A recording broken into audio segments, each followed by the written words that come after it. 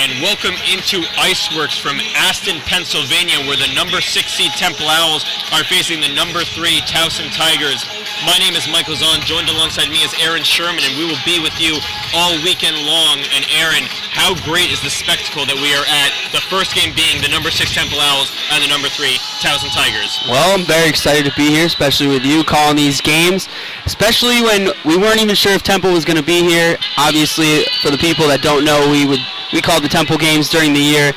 So we're a little familiar with Temple, but we're here to be a little unbiased and call some great hockey games this weekend. We got 4 games to call, and I'm very excited about all of them. And you mentioned we will be on the call for 4 of those games. We'll be calling today's game.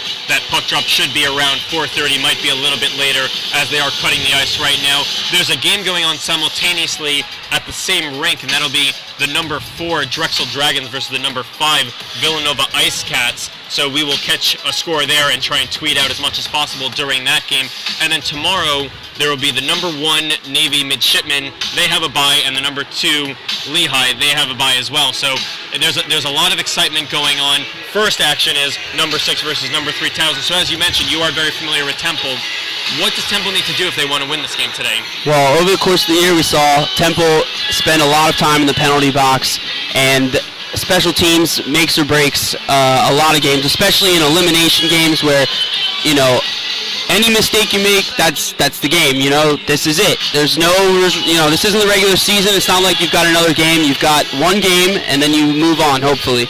So one thing for Temple is they need good goaltending, which usually comes, even though they see a lot of shots. They need to take a lot of shots. We see them get outshot a lot. And the other thing is, like I said, stay out of the penalty box. For Towson, take advantage of a Temple team that has trouble moving in and out of the zones, and put pucks in the back of the net. That's go out and win. And the goaltending matchup today will be number 32 Scott Salomon. He'll be between the pipes for the Temple Owls, and also between the pipes for Towson. They've already seen him twice. Is going to be Stewartson. He is a spectacular goalie, as both times he's been able to stop this Temple offense. And as you can see right now, Scott Salomon, number 34, not a great record on the season, 3-11-2. His goals against also not overly impressive, but he's made some big saves all season long. What is not about Scott Salomon's play? Scott's had a solid season. Obviously, the numbers there kind of say otherwise, but he's seen a lot of shots. We saw games where he would give up maybe like it says he's giving up 6 goals a game about. Maybe he'd give up 5-6 goals, but at the same time he was seeing 50 shots a game, which, that's still not a bad, the save percentage is still up there, pretty decent. So Scott needs to hope his defense comes out today, and he needs to play how he can play, play the body, watch the pucks, do everything that he knows he can do, and he's going to be all right. And then another 30 number 32, Tyler Stewartson, will be between the pipes. You see that winning record at 14-9, a goals against average below 3.5, and a save percentage at almost 90%. And this is a big goaltender. He's 6'2", the senior he's 22 years old, recently turned 22 back in January. What do you expect to see from Stewartson today? Well, from those numbers, it looks like he's had a great year. It looks like Towson's won a lot of games with him between the pipes. And 3 goals against, that's a troubling number, especially for Temple, who doesn't get that many shots. So hopefully they come out, put a lot of shots up, and find a way to beat this guy. And then there's still a couple more things to break down, as Towson recently played a game. They played Tuesday, a game against Penn State Berks, won that game 3-2.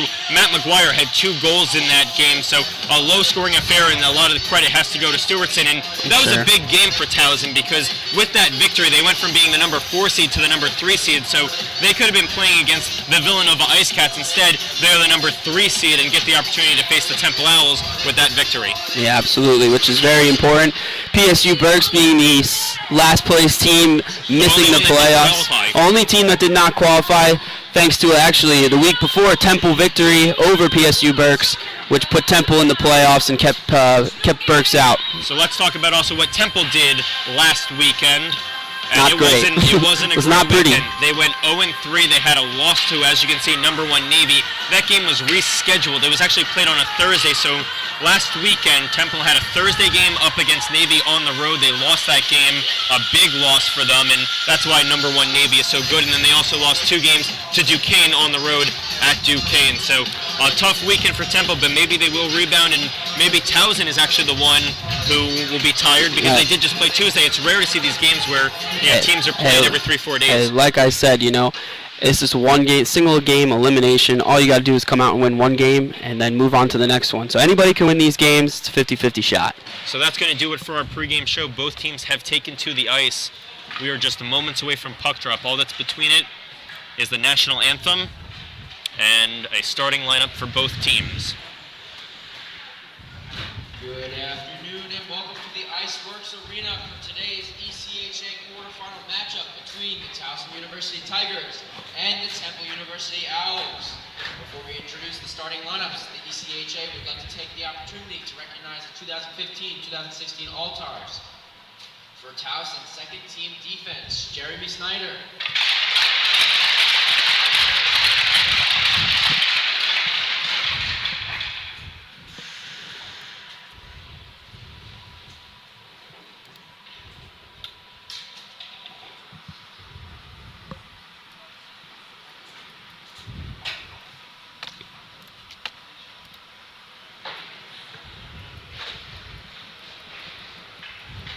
Also for Towson, second team goalie, Tyler Stewartson.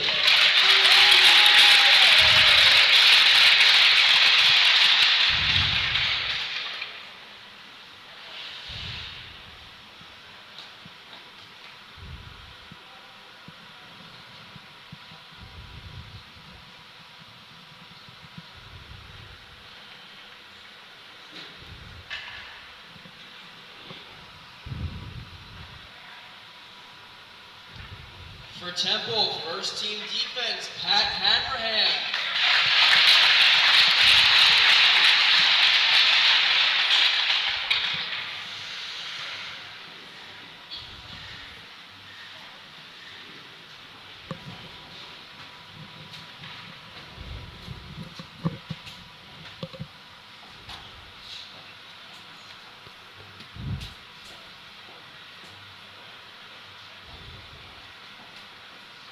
Also for Temple, second team forward, Stephen Kennedy.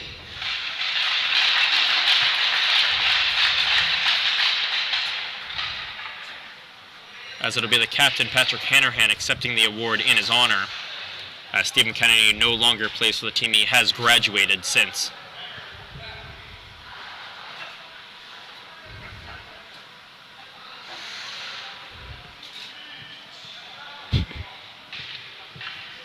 A little bit of a chuckle from the Temple team as Patrick Hanrahan is taking the picture in Stephen Kennedy's honor as well. You wouldn't have expected that one. Lineups for visiting Temple at left defense, number 20, Pat Hanrahan.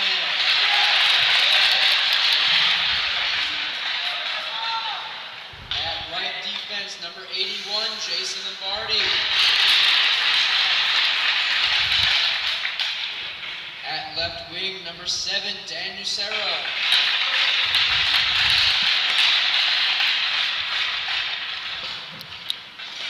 At center, number 11, Joey Powell.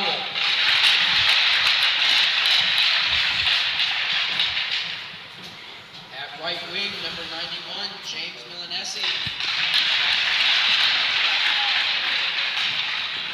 And at goalie, number 32, Scott Salamon. The Owls are coached by Mr. Roman Massetti. Now the starting lineup for Towson. At left defense, number 10, Jeremy Snyder.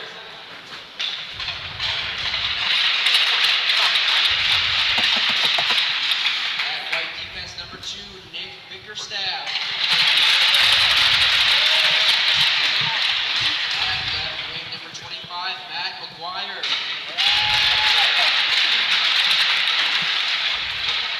At center, number 16, Ryan Petrogroshi. At right wing, number 15, Matt Stella. And at goalie, number 32, Tyler Stewartson. The Tigers are coached by Mr. Ed Slusher. Please stand and remove your hats for the playing of our national anthem. PHRV.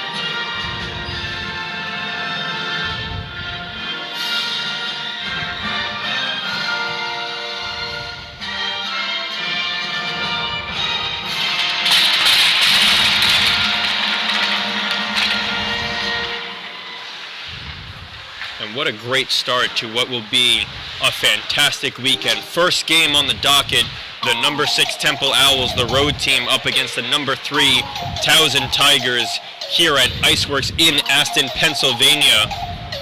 The Owls will be donning the road blacks, and even though the school colors are cherry and white, they have road black jerseys. Last time, Aaron, you and I did a game that the Owls were wearing black jerseys. It was an exciting 8-7 overtime loss to the Drexel Dragons, so maybe there's another exciting one in store here in Aston, Pennsylvania. Well, they certainly found a way to score in those jerseys, so hopefully they find a way to hit the back of the net tonight. And for the Towson Tigers, they will be wearing the home whites that they're used to wearing back in Maryland. As this is a beautiful facility here in Aston, Pennsylvania, 4 different rinks. We are right now in rink number 2, as we are just moments away from puck drop.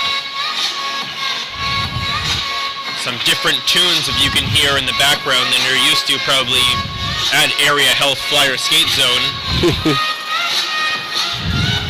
And one thing to make note, another difference about this arena, this is a larger ice sheet surface. This is actually an Olympic sheet surface. So, Aaron, you obviously played the game at a higher level than I did. So with that being said, Aaron, what difference does that make to a hockey team? The big difference is there's a lot more room out there. With the NHL rinks, they're a lot smaller together. It creates a faster game because there's less room and pucks are flying, all over the place. Whereas on a bigger surface, the face-off dots are farther away from the boards. Everything's more spread out, and there's a lot more room for the players to create chances in spaces that they may not find on an NHL rink. So it looks like we're just getting some janitorial things situated right now on the left-hand side where Temple will be defending as they are squeegeeing the crease that Scott Salomon will be defending. Sometimes the Zambonis come in, put too much water around the crease, and we've seen it before. Pucks will stop in the corners, so just stop dead, and I'm sure they want to avoid that. We certainly have seen that before. It was on senior night where one time for the Temple Owls, they were playing Penn State Berks, where the puck just died dead in its tracks. So it looks like after those final last touch-ups to the ice, we should be getting situated as the linesman has come to center ice. The centerman for the Temple Owls, number 11, Joey Powell, the second-year man, and on the opposite side, number 25, Matthew McGuire, as we mentioned, had 2 goals against Penn State Berks. As officially the ECHA playoffs have commenced here at Iceworks in Aston, Pennsylvania. As right now kicking the puck forward is Stella. Watch out for him. Matt Stella is a special talent. Number 15, also number 25, Matt McGuire. You will be hearing a ton of them today. Both last numbers are number 5, number 15 and number 25 between the 2 of them. And both 1 and 2 on the Towson scoring roster this year, so look out. Joey Powell shot on. Stewartson can't locate it. They poke away at it.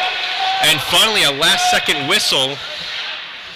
But an odd shot on, I think, fooled Stewartson. He was ultimately able to cover up. 19:33 remaining in the first period. What a start. Yeah, it's very exciting. And you can already see from here, and right now the camera is exactly where our broadcast booth is. Stewartson, a 6'2" netminder. He's a big boy in there. Yeah, look at him. He's a very big boy in there. So Powell set to take the draw again, wins it back cleanly to the right defenseman in Patrick Hanrahan. The captain was recently named an ECHA All-Star and deserves that honor as he is second on the team in points behind Stephen Kennedy, who graduated back in December. So congratulations. And that's as a D-man. He has the second most points on the team. He's able to light the lamp and assist as he can spring some guys forward. Here's Dan Nacero, the Philadelphia native, trying to punch a pass forward to Milanese. Now I'm curious if we're going to see a lot of, we saw Temple do it a lot during the year. They like to take hits wherever they come, even if it takes them out of position. Now, today is a much more different scenario. They need to win.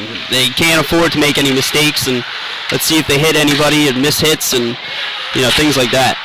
So still keeping the puck in the end is Taylor Powell. No affiliation with Joey Powell. Taylor Powell plays for Towson. A weird ricochet off the corner boards as Temple comes away with the puck. Here's Kumpf, who leads all Temple players in penalty minutes, number 9. Likes to shake it up sometimes. Krulikowski picks this one off, tries to find McKinney in the slot. McKinney with a shot off. Pad save there by Stewartson. Got the right flipper on it. 18:22 remaining in the first period as the puck is skied back into the Temple end. First one to touch up, second-year man for the Owls, Ryan Dunbach, who wears number 21. He eludes 2 different Towson Tigers as he's going to try and go coast to coast, then wanted to pass it out into center ice where Krulikowski was, but to no avail. Coming away with it now is Jeremy Schneider, the defenseman. And I think you can see the ice surface is playing the difference. It is a little slower paced out there than we've seen before. As McKinney just wants to get it back out into neutral ice, does just that with a backhand attempt. Now Krulikowski gets his body out in front of the clearing attempt. So the Owls come away with possession of the puck with 17:40 remaining. This puck is pitchforked on over to John Kumpf.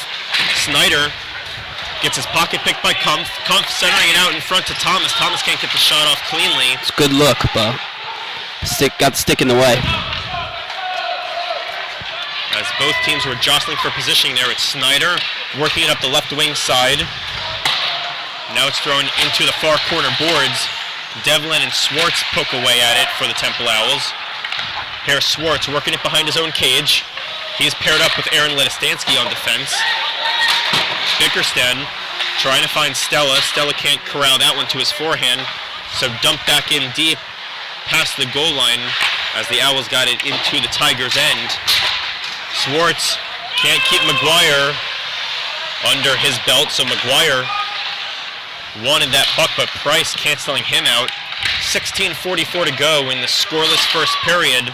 Not many shots on net. They are not tallying it. We have one. Scoreboard. I've got one shot for Temple so far. There was that one that had fooled Stewartson earlier. Yes. I believe it was Nacero who got that shot off.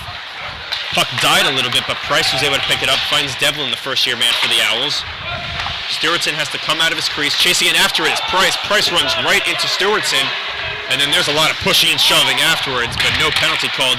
Owls fortunate, no penalty Very called. fortunate. Price ran right into Stewartson.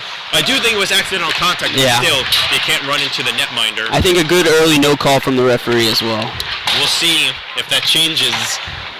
As right now there's no penalties. 4 minutes gone into this first period as the puck goes the length of the ice for icing. 15:58 remaining in the first period. Puck will be dropped in the Tigers' end, and rightfully so. Ed Slusher, the head coach of the Towson Tigers, not happy right now, having a talk with the referee about that no call. Yeah, I can see why he would be a little upset, but honestly, early in the game, and it did look more like an accident than anything else. Powell wins the puck to Hanrahan. Hanrahan trying to work it along the boards to Nacero. Again, takes a weird carom off these boards. We're going to have to watch out for these lively boards. Lombardi shot doesn't get through. Hits somebody out in front. And it's going to be Snyder, the defenseman, trying to come away with it.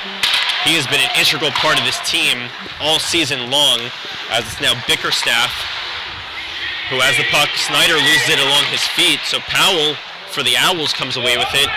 But instead, it's now Taylor Powell, number 20, not to be confused once again with Joey Powell. Taylor Powell with the puck, trying to find Snyder, is able to find him. Snyder then works it on over to Darby. Uh-oh. There's a good hit. Lombardi is able to free that puck.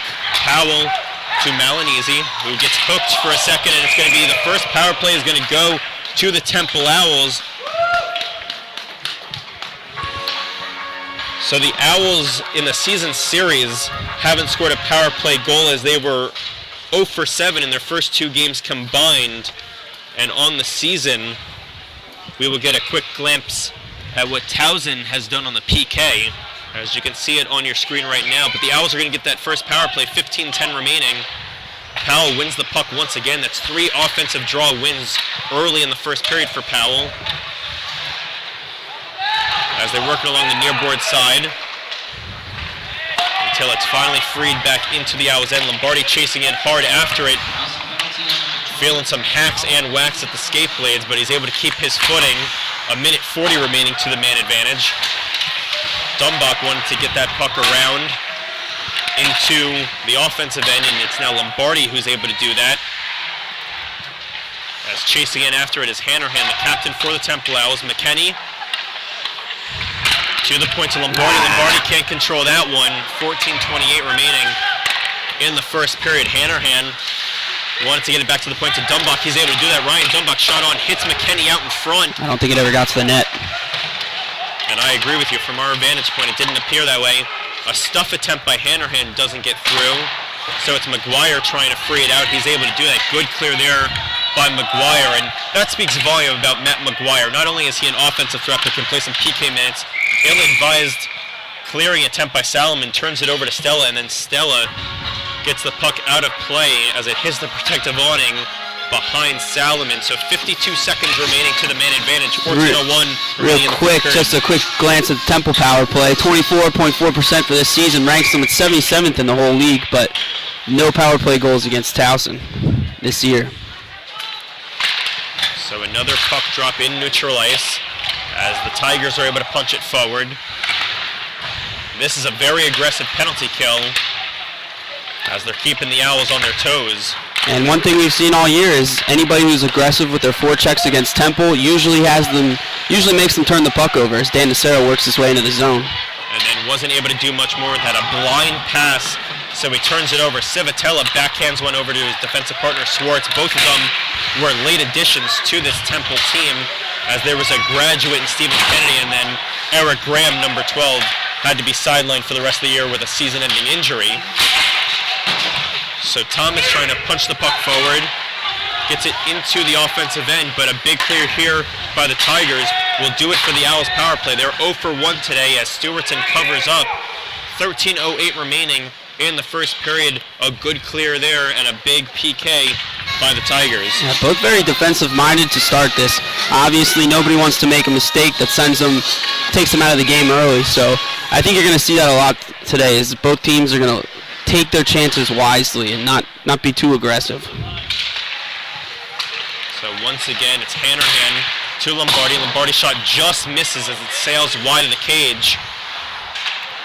So it's Galici with the puck as he picks it up, works it on over into neutral ice. Galici all over that puck. Snyder is able to gain the line, gets met up there by Lombardi, who makes sure he checks him for good measure. Nice reverse. Hanrahan trying to find Kumpf. Kumpf can't corral that one. So it's thrown back into the Owls' end, but they hadn't reached that center ice red line, so it's going to go all the way down for icing into Towson's end. 12:37 remaining in the first period. A lot of dump and chase early in this game for both sides as well. Just trying to establish some kind of offense and some kind of forecheck, and both teams turning the puck over a lot. So the puck will be dropped to the right of the netminder Stewartson.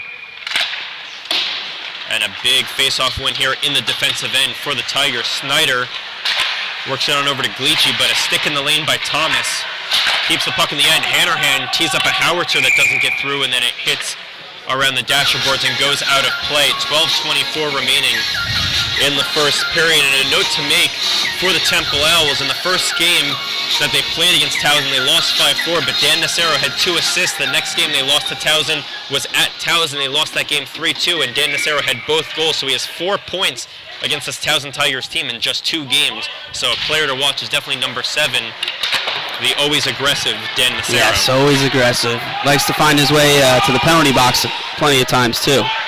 As Lombardi reverses it around, here's Price. Both of them are seniors. Price to Lombardi. Lombardi couldn't find that one, so it's now Thomas with the puck.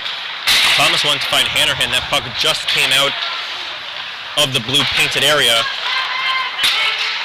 So now Lombardi gets his pocket pick there by Buccigrassi.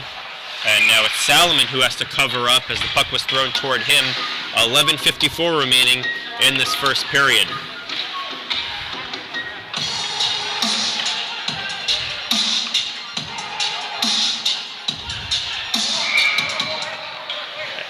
And with the offensive zone draw for Towson, no surprise to see them get their top line out there with McGuire and Stella. McGuire wins the draw. Stella tries to pitchfork one on net.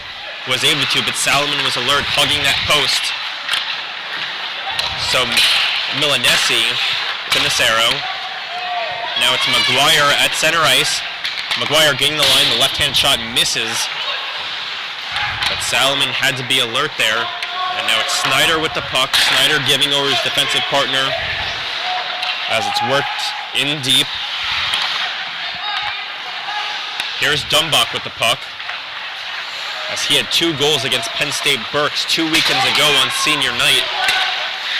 He can play forward, he can play defense, he does it all for the Temple Owls. Dan Nacero chasing it after this one. And another weird carom off the boards. They try and stuff it in.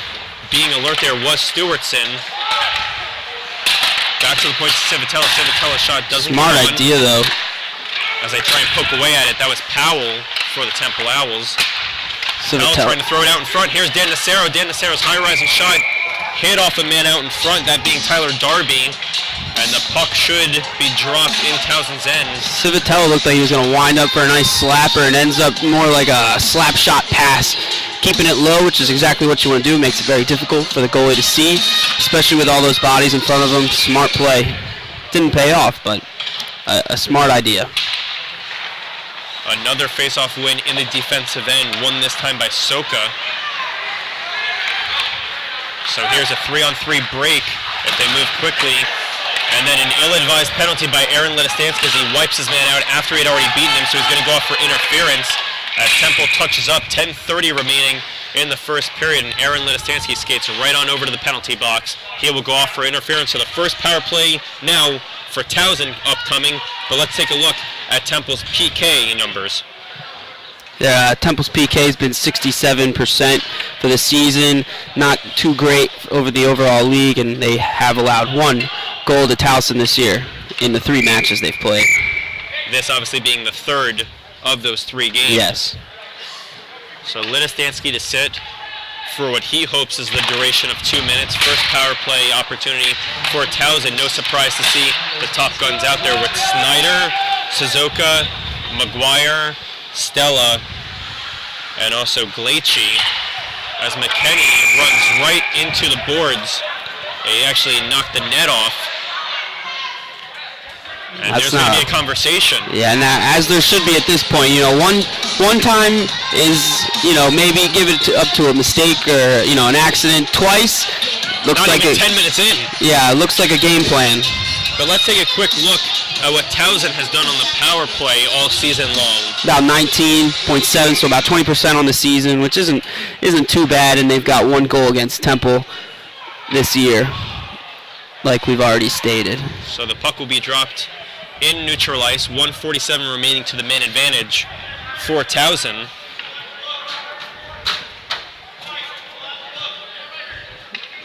And no call, they just moved the face-off outside the zone. I don't think Temple will get away with too many more now that they've established that they're going to play a chippy style of game.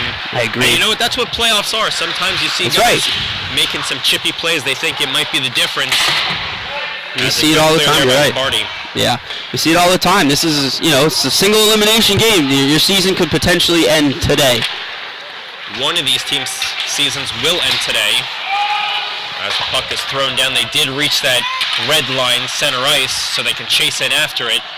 McGuire picking up the puck, circling around, finds his man at the point. That's Snyder. Snyder shot on, saved there by Salomon. Not even sure if he got through. Might have hit Lombardi out in front. As they still rim it around. Here's Stella, back to the point, to Suzuka. Work it to the near board side. Now it's at that left faceoff dot. Backhand shot. And finally McGuire puts it home. It's a power play goal as they convert on the power play.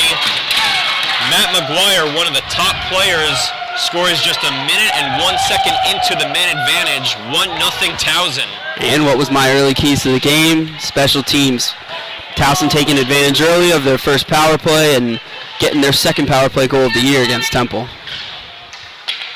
And a big one in that to start this game off. And we're just a little over halfway through this first period.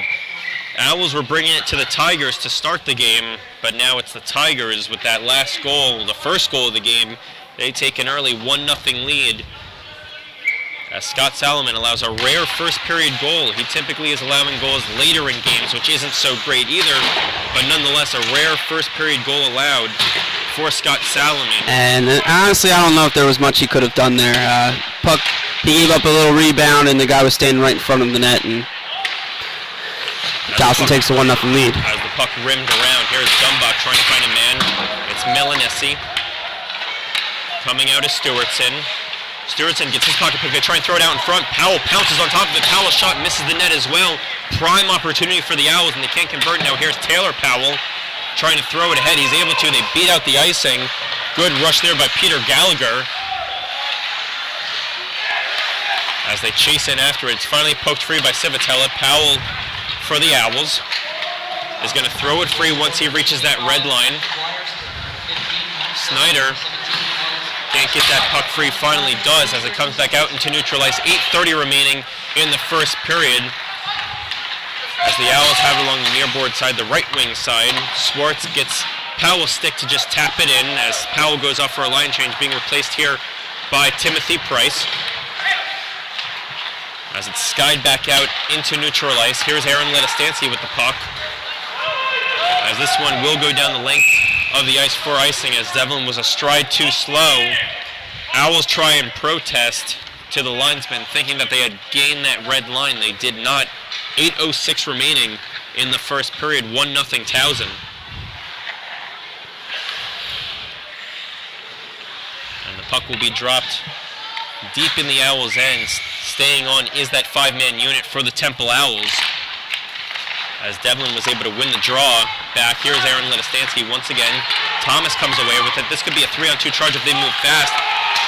Thomas trying to wheel his way into the zone. Barely Great job. Just barely on sides too. And then Devlin wipes out his man, that being Riley Heiser. Ledistanski throws it the length of the ice. As it's brought to the far board side, Ledistanski's going to chase in after it, and they're going to say that last second ill-advised stride as Aaron Ledistanski didn't keep his legs moving, negates the icing, and now Devlin getting a piece of that clearing attempt as it goes the length of the ice once again. 7:24 remaining in this first period, 1-0 Tigers, as the Owls have put their checking line out of Kumpf, Krulikowski, and McKenney, as the Owls are able to keep the line with that, as they were able to gain the line there. And then it's turned on over. Stella to Snyder. Snyder centering attempt out in front. Salomon was fishing. Nice strong stick by Kumpf there to keep the Towson player away from getting to that puck. So Hannerhan runs in and runs actually over his man, being Snyder, to get that puck free. Here's Stella. No one chasing it after it. Finally, it's Hannerhan in that near board corner, defensive corner for the Owls. He has it once again, can't control that pass, so keeping in are the Tigers. As it's brought back out into neutral ice, a quick moving first period, 6:30 remaining in this first period. A stick lift here by Joey Powell on Taylor Powell. As once again, the Tigers are dominating play as it's worked to the far board corner. They can't keep the end, and it hits off the dasher boards and finally goes out of play. 6:13 remaining in the first period, and thanks to the power play goal by McGuire, Towson on top, 1-0. The Owls look a little dead. You know, there just doesn't look like that much energy coming, not even from both benches.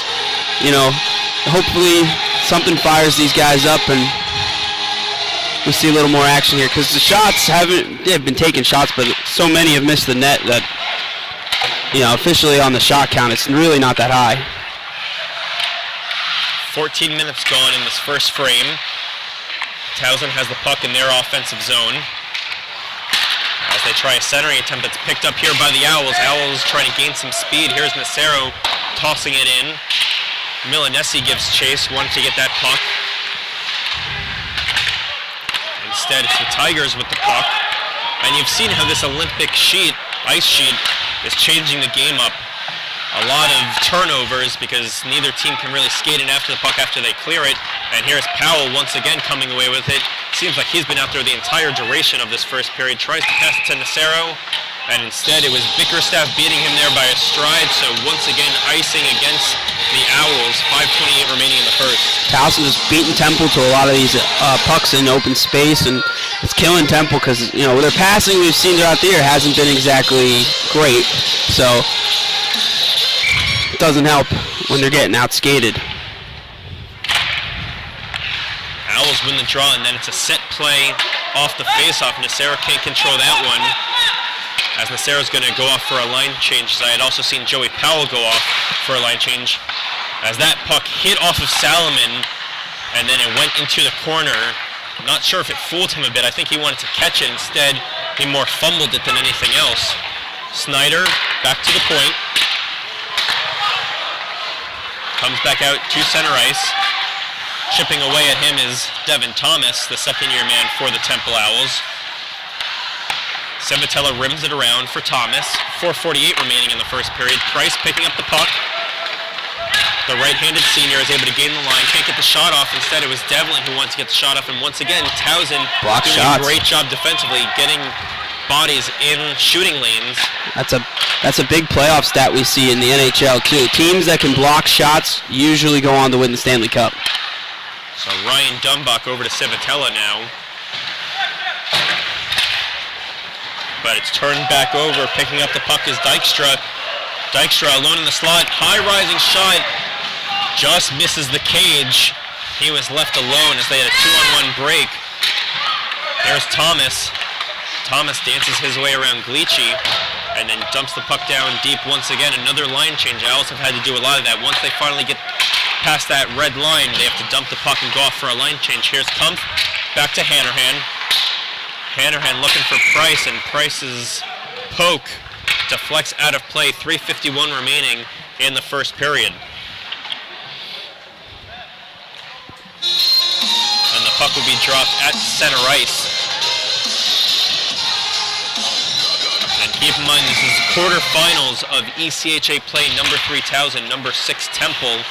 If Temple wins this game, they automatically play Navy tomorrow as this puck goes the length of the ice sheet surface for icing. And if Towson wins, they get number 2 Lehigh tomorrow. So a lot of exciting games, as you had mentioned earlier, single elimination. So win and you keep on playing, lose and your season is over.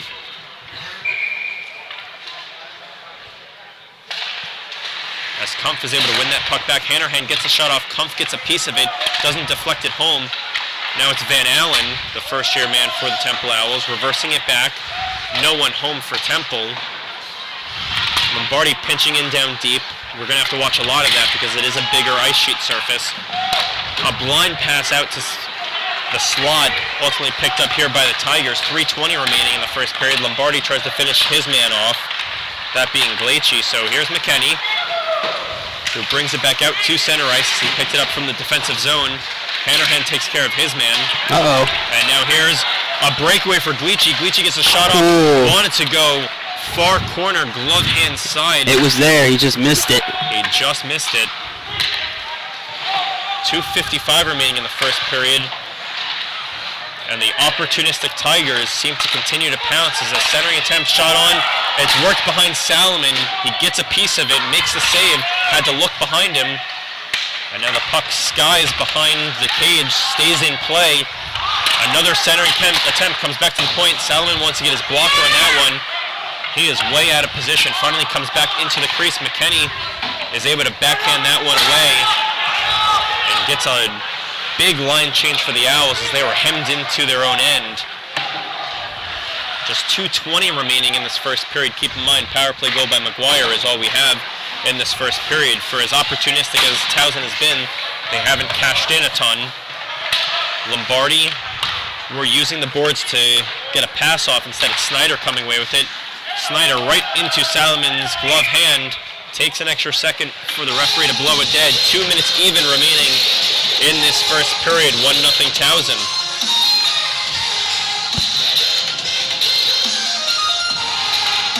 Looks like some nerves for Scott Salomon there in the last couple of plays. He was out of position, and luckily it didn't cost him. Another face-off win here by Towson. They've been good as of late in that department as they work it along the goal line. It's at the left face-off dot. Now it's along the goal line once again as they curl back to that dot. Shot doesn't get through as Salomon was hugging the post, but it hit Litistansky out in front. 100 seconds remaining in the first period. And a last second hook, they're going to call it. I think Betzker is going to go off. It's actually going to be Jay Swartz who's going to go off, number 71. So with 1:36 remaining, you know what Towson did on their first power play as McGuire was able to cash in. And if they're not able to convert on the first minute 36, there will be 24 seconds of carryover power play time to start the second period. But a huge opportunity for Towson to double their lead as they have another power play as Swartz went off for hooking. As Devlin finds the puck, remember he had a shorthanded goal earlier in the season. That came against Robert Morris. There's McGuire gaining the line. He's at that left faceoff dot once again. Kicking it on back. Shot on, saved there by Salomon. He loses track of it, still makes a save. Works into the near corner board where the Owls wanted to eat up clock. Still 70 seconds remaining in the period. Could be a trip, and the trailing referee is going to call it a 5-on-3 power play for a minute 32. A minute 7 remaining in the first period. What a huge spot for the Towson Tigers. This smells trouble for the Owls. I mean, we talked about it at the beginning. You know, special teams will make or break a game, and right now it's starting to break for the Owls. So tripping assessed to the Owls, still late in this first period. As Price is sitting, a minute remaining. As you can hear our public address announcer Patrick Johnston say that there's 1 minute remaining. As Towson's just trying to get the most ideal shot off, they work it back to the point. Now it's at the right face-off dot. They don't like what they're seeing as Kump stays on him hard. Good aggressive play by Civitella. Now they work it to the left face-off dot. Now in the high slot, shot by Snyder, doesn't get on net. Comes to that right face-off dot. Shot still grazes the post, but doesn't get on net. 30 seconds even remaining. Fake shot to open up a shooting lane. They had it, but they couldn't get the shot off in time. Pass out in front, still can't get the shot behind Salomon. Beautiful keep in here by Towson. They've done a great job on this power play, just haven't gotten one past Salomon just yet. 13 seconds remaining. Oh. Saved by Salomon, pad save. Beautiful save. With 7 seconds remaining, one last shot misses the net and it rims around. That's going to do it for the first period as Powell chases in after it. Think he wanted to draw a last second penalty against Towson. That's some smart play by Powell as Powell had a couple extra words for Snyder afterwards. And at the end of one period, it's Towson 1-0. They had a power play goal. The chippiness is certainly there in this playoff game. There's going to be 24 seconds remaining to the original minor, so 24 seconds of 5-on-3 carryover power play time. And if Towson can't score there, they'll have 53 seconds on that second penalty that was assessed to Price. And something I want to mention is there's only one exit way. So first Temple, the road team, got to go off, and now it's Towson going off. And in these playoff games, That's safe. That's a good idea. That can get pretty exciting because when these two guys are out there, especially at the end of periods when there's some chippiness because there's no more time remaining, it'll be interesting if we see any extracurriculars. But again, at the end of one period, 1-0 Towson on a goal from McGuire. We're going to take a quick break, and when we come back, intermission analyst Patrick Johnstone will be with us.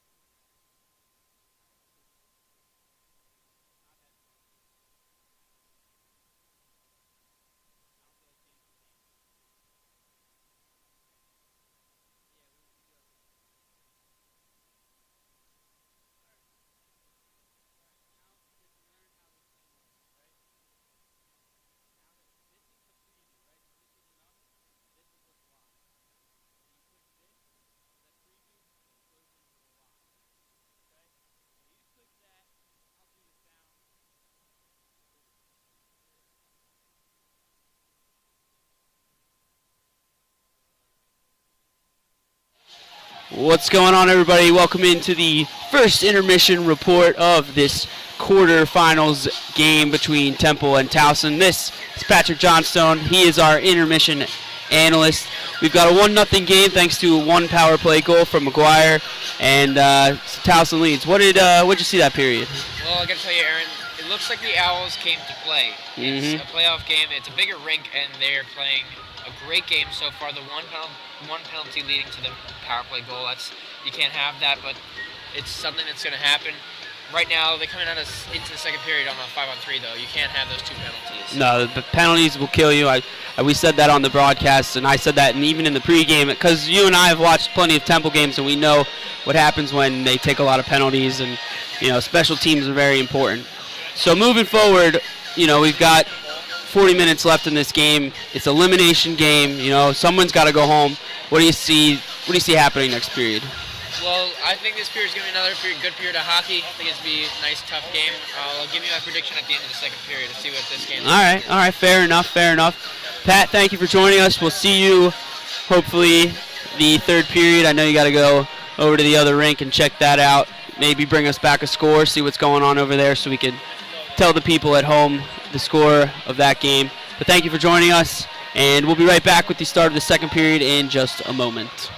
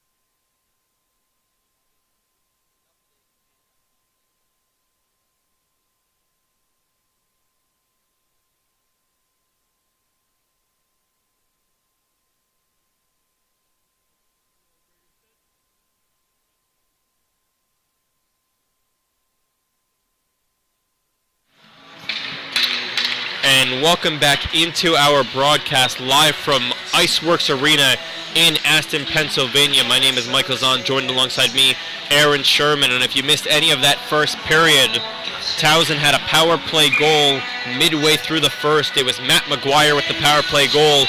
And near the tail end of that first period, 2 minor penalties assessed to Temple. 24 seconds remain on that first one, 53 seconds remain to the second one.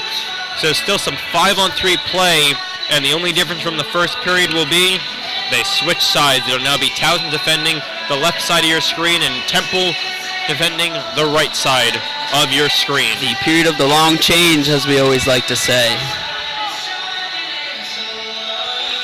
But I can only imagine Roman had a lot to say. Coach Roman Bassetti for the Temple Owls had a lot to say in that intermission. And it's going to tell him to stay out of the box. You can't take this many penalties, especially in succession. Here we go. So the second period is officially underway between the number 6 Temple Owls and the number 3 Towson Tigers. Gaining the line quickly are the Tigers. Understand that they have to get a goal soon if they want to capitalize on this 5-on-3. Get the shot off, and they score right out in the slide. Took 15 seconds. They were able to score on the power play, and that goal gets Towson up by 2. Salomon was trying to eye that one down, and it went high glove side. Just like that, Towson up by 2. He walked right in. It was a beautiful pass, found open space from the point, walked into the slot, and put it home. Not much you can do, especially on a 5-on-3. So still 38 seconds of power play time remains as Price will sit in the box. So 5-on-4 now. Towson on the power play. They're 2 for 2 on the power play. They have a chance to go 3 for 3. That took just 15 seconds out of the break. As the Owls dump it in deep, here's McKenney. McKenney chasing in after it, just wants to eat up more clock. Stays hard on his man. And now here's Snyder, the lethal defenseman for the Towson Tigers. Gives it on over towards center ice where they're going to dump it in deep. Here's Hanrahan. The Owls captain is able to get that puck free to Powell. Joey Powell gets the puck free, takes a hit to make a play, and that'll do it as the Owls have their first kill of the game, as they are now 1 for 3 on the penalty kill. Towson up 2-0. Both came on the power play. And you're hearing from the public address announcer that goal was scored by Dykstra. Time of goal, 11 seconds. They credit the goal at 11 seconds. I saw this clock stop with 19:45 remaining. So did I. But nonetheless, now here's Thomas trying to get a shot off. Does. Stewartson gobbles that one up. 18:42 remaining in the second period.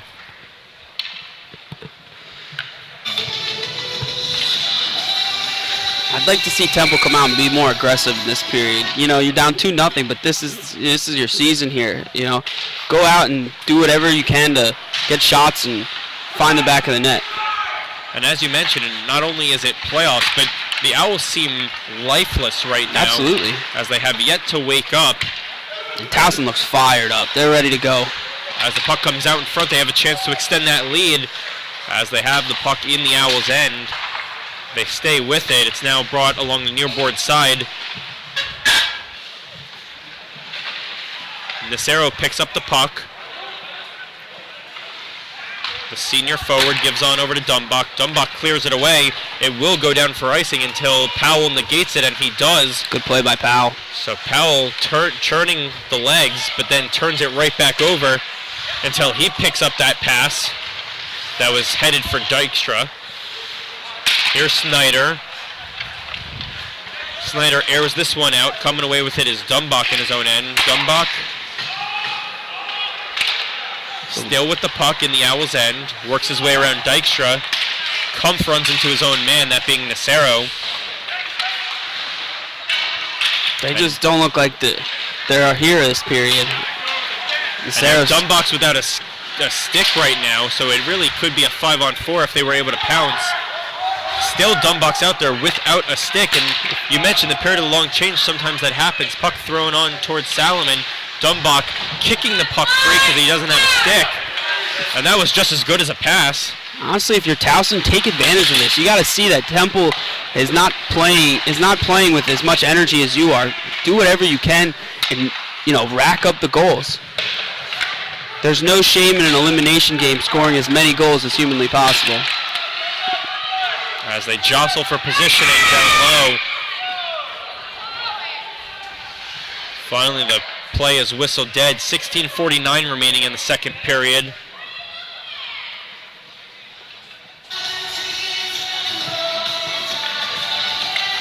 So the puck will be dropped in Towson's end. And right now, our official scorekeeping has Towson with 12 shots, Temple with 3. We're over 3 minutes gone in the second period. Shot doesn't get through. It's a playoff game, so block shots are huge. And Temple has either missed the net or had their shots blocked. As there was a quick 2-on-1 break negated once again by the Owls. They came back good defensively. As Swartz wanted to get that puck free, was unable to, so it's now Kumpf in his own end, reversing around. Turns it on over to Dykstra. Dykstra picks up the puck, curling back. He's now at that left face-off dot. Shot saved there by Salomon. Puck rims around to the near board side. It comes to that right face-off dot, now along the goal line where it's reversed around. Here's Stella looking for a man back at the point, not able to find him. That was Gallagher. Gallagher retreats with it. Try to come forward. Here's Bickerstaff, who finds McGuire. McGuire's shot. There's a rebound, and covering it up is Salomon, and the play is whistled dead. 15:51 remaining after he gobbles up that puck. Temple just looks content to continue to sit back and play defense, and not creating any offense today. As we said, only 3 official shots. Those are shots that have hit the net and have potential to go in. They have had a few more chances as shots have gone wide and shots have been blocked, but still looking content, sitting back. Not winning the battles in the corner either. As the puck just came out of that blue painted area, so the Tigers weren't able to keep the zone.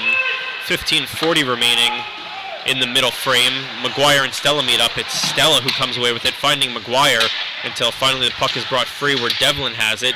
Finding Thomas in the near corner. He gets wiped out by McGuire. Big hit, and then McGuire almost scores afterwards. Would have been quite a shift for him. Trying to poke that puck free was Thomas at the point. Couldn't get it, so Price now hits the outside of the goal cage, comes out in Beautiful front, save. and Salomon makes the save.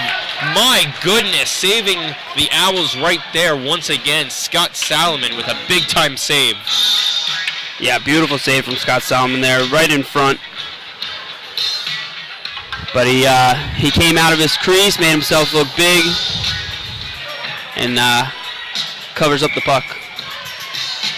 Once again, puck dropped deep in the Owls' end.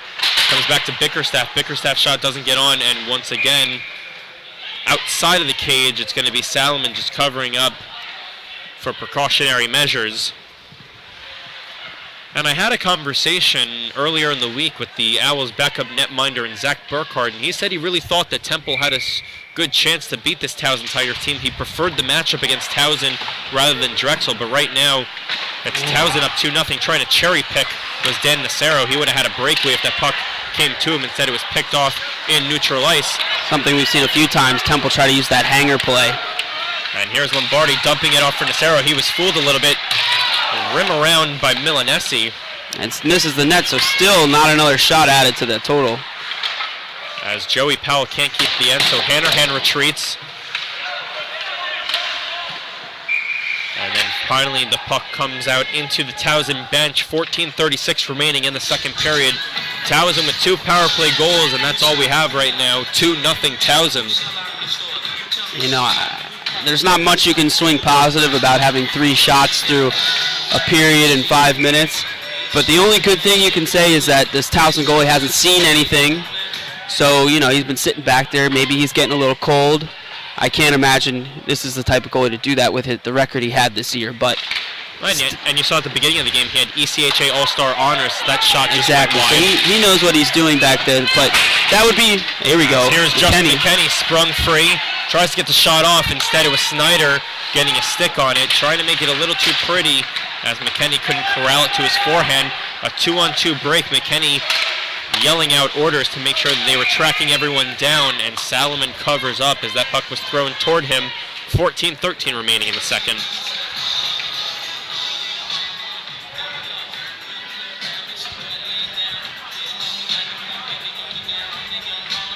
So that was probably the Owls' best opportunity when McKenney was sprung free. And still couldn't even get an official shot.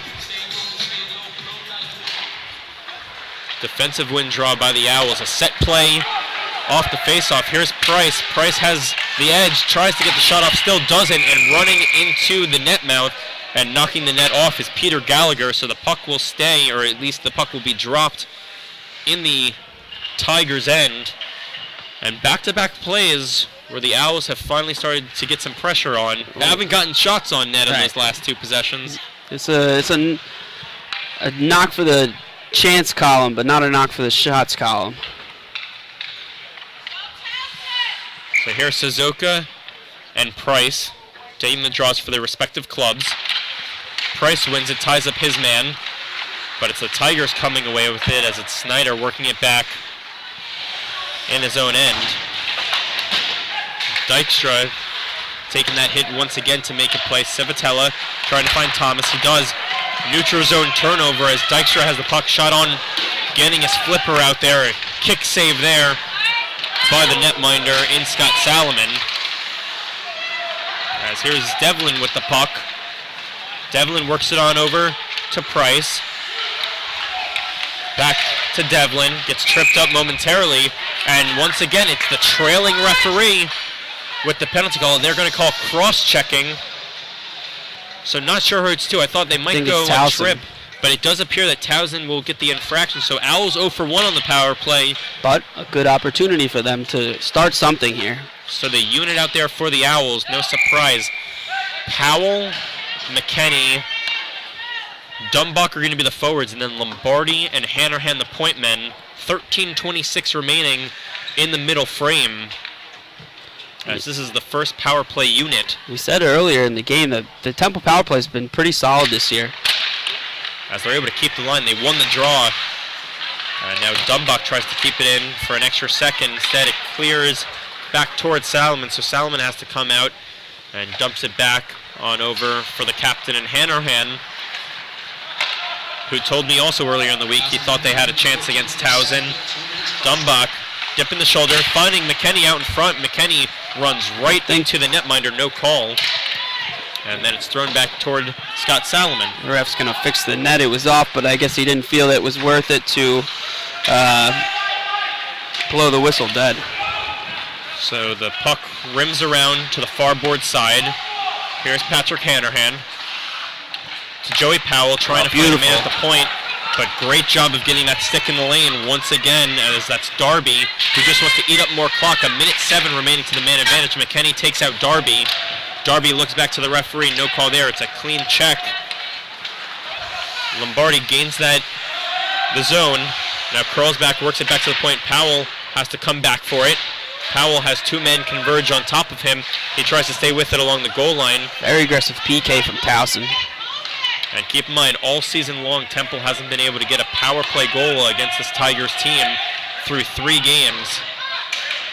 As they were able to eat up more clock there are the Tigers. As it's Dykstra clearing the end. 30 seconds remain to the man advantage. Hanrahan's going to go off for a line change. Powell's calling for it right near our broadcast area, so Powell gets it cross ice to Dumbach. That's a nice feed. Dumbach wants to get the shot on. It hits the dashboards, then wanted to hit the rebound home, still behind the net.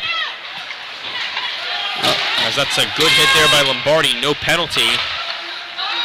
Puck still behind that goal line, 4 seconds remaining to the man advantage. As Salomon's letting his team know, so that's going to do it for the man advantage, but Powell trying to get a shot off, still can't get it on net. As Thomas gets met up by the man who comes out of the penalty box. Turnover. Lombardi dumping it back to Powell, and Powell can't find it. It's been a lot of miscommunication thus far for Temple. A curl and drag move, can't get the shot off. That's a nice curl and drag move by Towson,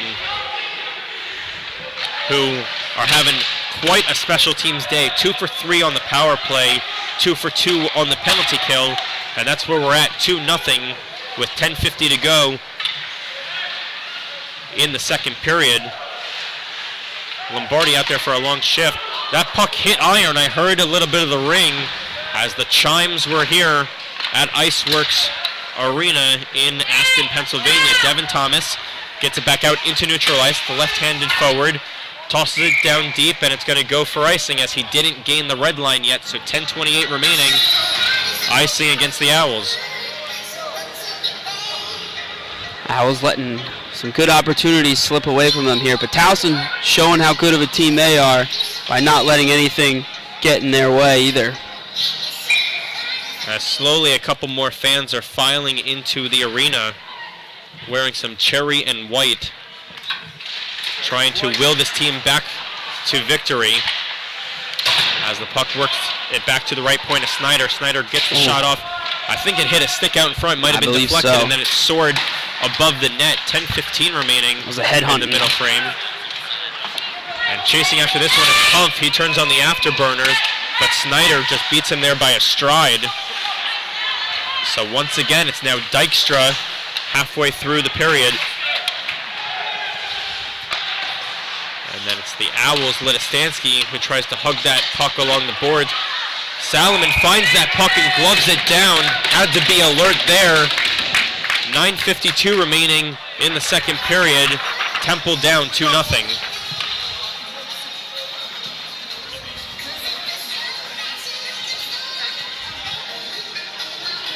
You know, all things considered, Solomon's had a pretty solid half a game so far. Two power play goals are the difference here.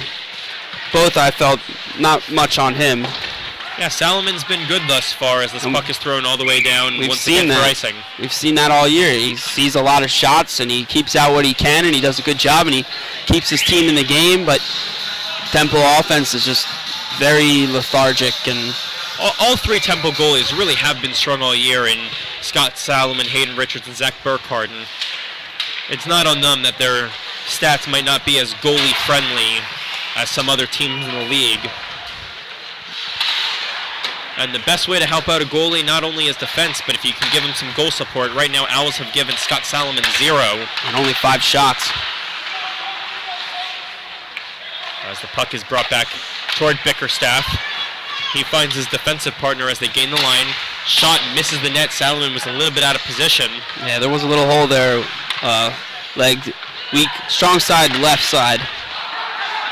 As Powell, the Owls Powell, picks up the puck. He has another gear tonight. He has been strong all game. He looks good. As he has an inside-outside move, gets the shot on net. And finally a shot on.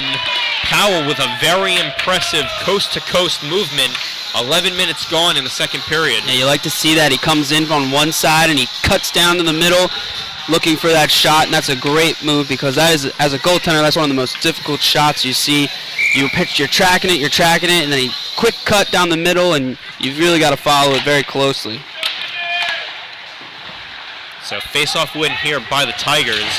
That's very important in your defensive zone. Stella has a 2-on-1 break with McGuire. Stella takes the shot looking for a rebound, but Salomon makes a save and kicks it out enough so that there was no rebound coming right out to McGuire. Joey Powell still out there for the Temple Owls as he reverses it around to the nearboard side, the left wing side for the Owls. McGuire picks up that clearing attempt.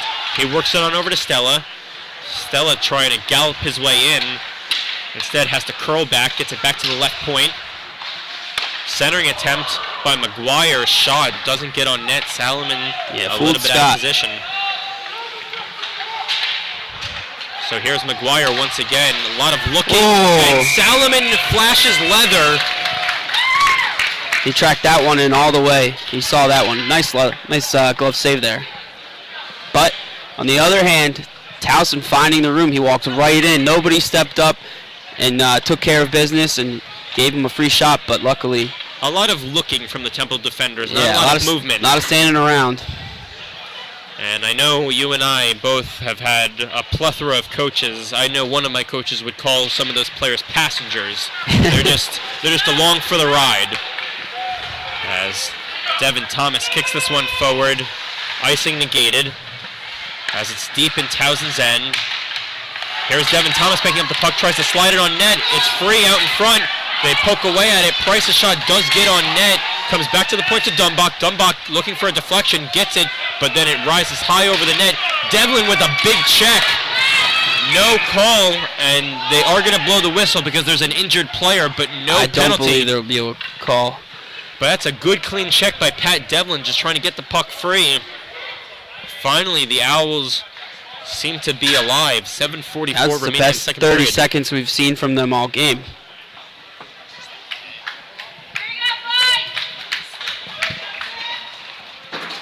He skates off. He looks all right. And that's great to see. You never want to see anyone injured. That was a good clean check by Devlin. He lined up his man, wanted to get the puck free. And I think a good job by the referee and linesman to make sure they didn't blow it dead immediately just because it was a big crunching check. Yeah, you got to let him play sometime. Shot on save there. A rare save by Tyler Stewartson. Rare save or rare shot? 7:39 remaining in the second period. As the Owls' top guns come out and they win that draw, but then they win it so cleanly it comes back deep into the Owls' end. So Dumbach has to skate all the way down. He's met up by two Tigers. Finally, the puck is freed here by Civitella. Civitella with a good first pass to Nacero, who gets his pocket picked. Turns it back over. Here's Dykstra with the puck. 7:15 remaining in the second period. McKinney uses the boards to pass it to Nacero. And almost too many men on the ice for Towson. That shot misses the net. Salomon is trying to cut away that angle. As you can just see how Towson has their legs from under them today. They are just really skating as hard as they can. A lot of searching from this Temple team. As Nacero tries to get that puck free, unable to. 6:45 remaining in the second period. They probably felt real good coming into this one, especially after beating Temple just a couple of weeks ago. Along the nearboard side, Dumbach. Dumbach finds Nacero. Nacero has a 2-on-1 break if they move fast. Nacero gets the shot off, and it doesn't get on net. A missed opportunity by Dan Nacero.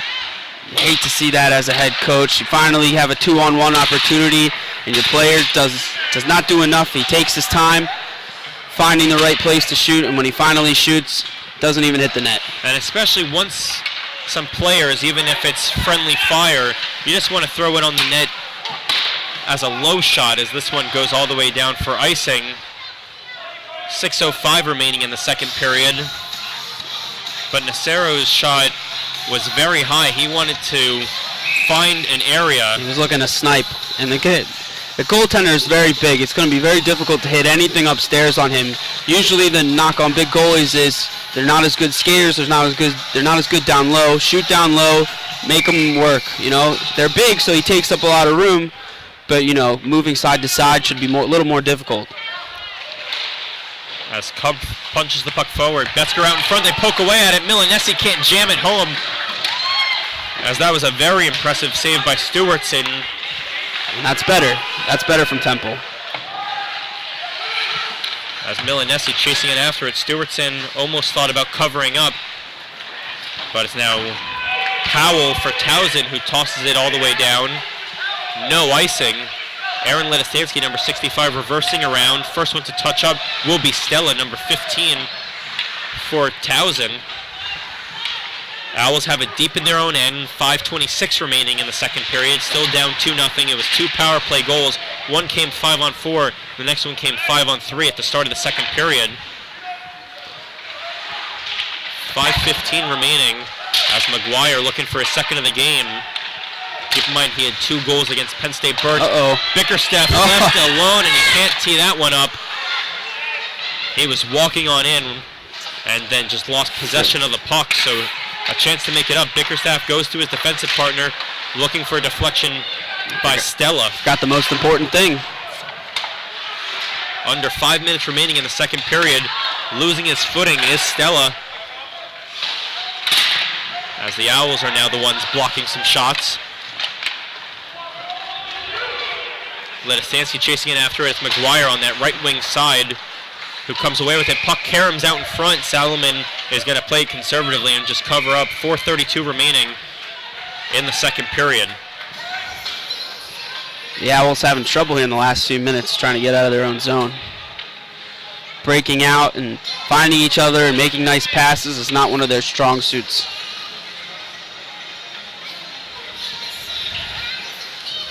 As the puck will be dropped to the left of the netminder and Scott Salomon. The Owls win the draw. It's Lombardi skying it out, looking for Price. Instead, it's Snyder, the defenseman, who comes away with it. Tigers able to keep the end. Devlin laying on another big check. We haven't seen that all season long. Devlin with 2 big checks in this game. But he understands the magnitude of playoff hockey, so he's giving it his all. Number 28, the first-year man from Temple Owls, and Pat Devlin. Snyder with the puck. Works it on back to his defensive partner until it's given back to Snyder, who finds his man in Klingerman until they're just a stride offside. 3:56 remaining in this second period.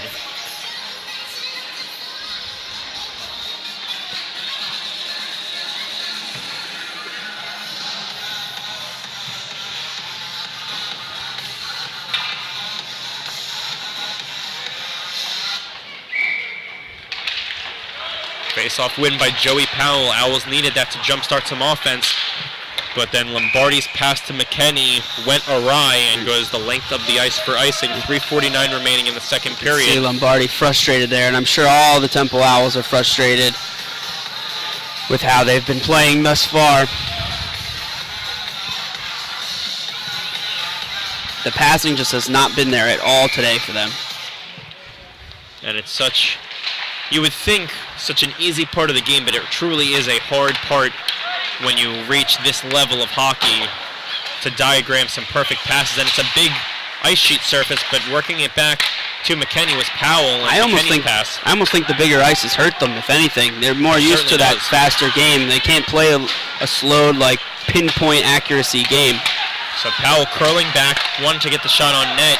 Snyder just getting a stick out in front of it. Snyder has been everywhere today. Yeah, he's doing a good job blocking shots. As Hanrahan trying to find Nacero, instead it's McKenney who he finds. It was a delayed offside for the Owls, but it's now the Tigers coming away with it. They're going to go off for a line change as they dump it down deep. Lombardi being chased by Powell. Hanrahan closes off his man, 2:57 remaining. As Lombardi and Powell exchanged a couple cross checks. Coming out of his net is Scott Salomon. Uses the boards to pass. And the Owls once again just turning it over in their own end, trying to hug that post as Salomon makes the save. And then he gets shoved into the net. And Lombardi not happy with Powell, that being Taylor Powell of the Towson Tigers. Salomon taking an extra second to get up. I think he's more frustrated than anything. Well, he's kept the Owls in it. He did make a good save there, though. Absolutely. And we'll see what that does for Temple, though, because sometimes you just need that spark sometimes of a team hurting you or getting back at you. We've seen them come out in third periods, and, you know, that Drexel game we watched, even though they lost 8-7 in overtime, there were 9 goals scored in that third period alone. As the puck is worked out of the zone, chasing it after it was Milanesi. They're capable of scoring.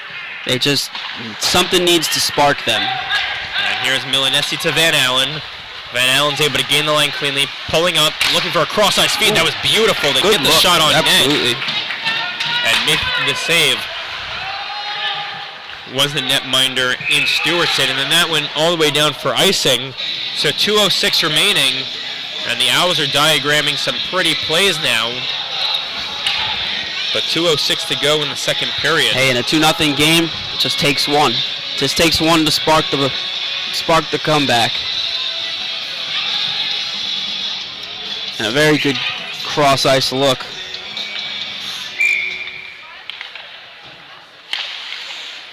As was McGuire winning the draw cleanly back. Those are so important, those defensive zone draws. As Butchagrassi wants to go cross-ice, finds his man in Stella. McGuire chases after it, but Kumpf, the first one to the puck for the Temple Owls. 1:50 remaining in the second period. Milanesi with the puck, reversing around, can't get the puck out of the zone. Picking it up now is Dumbach, the fast and elusive defenseman Gets the shot, just misses the net. As Kumpf loses possession of it himself, as this one's skied all the way down. Chasing it after it are the Tigers, and they're going to say that Dumbach was a stride faster, so icing against Towson, 1:25 remaining in the second period. But these last 2-3 minutes for Temple has been a lot better than previous. Better. Not great, but better. There are signs that they can wake up and prove that they belong on this ice, but so far we have not seen too much.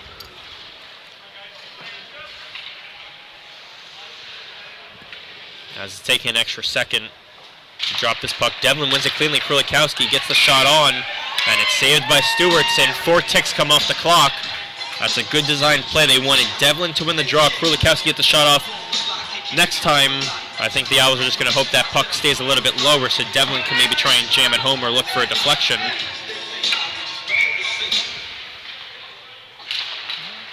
Devlin can't win that one, so Krulikowski has to chase in after it. It's Snyder coming away with it. As Towson is able to clear the end, here's Hanrahan, who has a blind pass into neutral ice. Chopping that one down is Devin Thomas. As there's a minute remaining in the second period. As the Owls are struggling to get out of their own end, as they do trail 2-0. Here's Jay Swartz.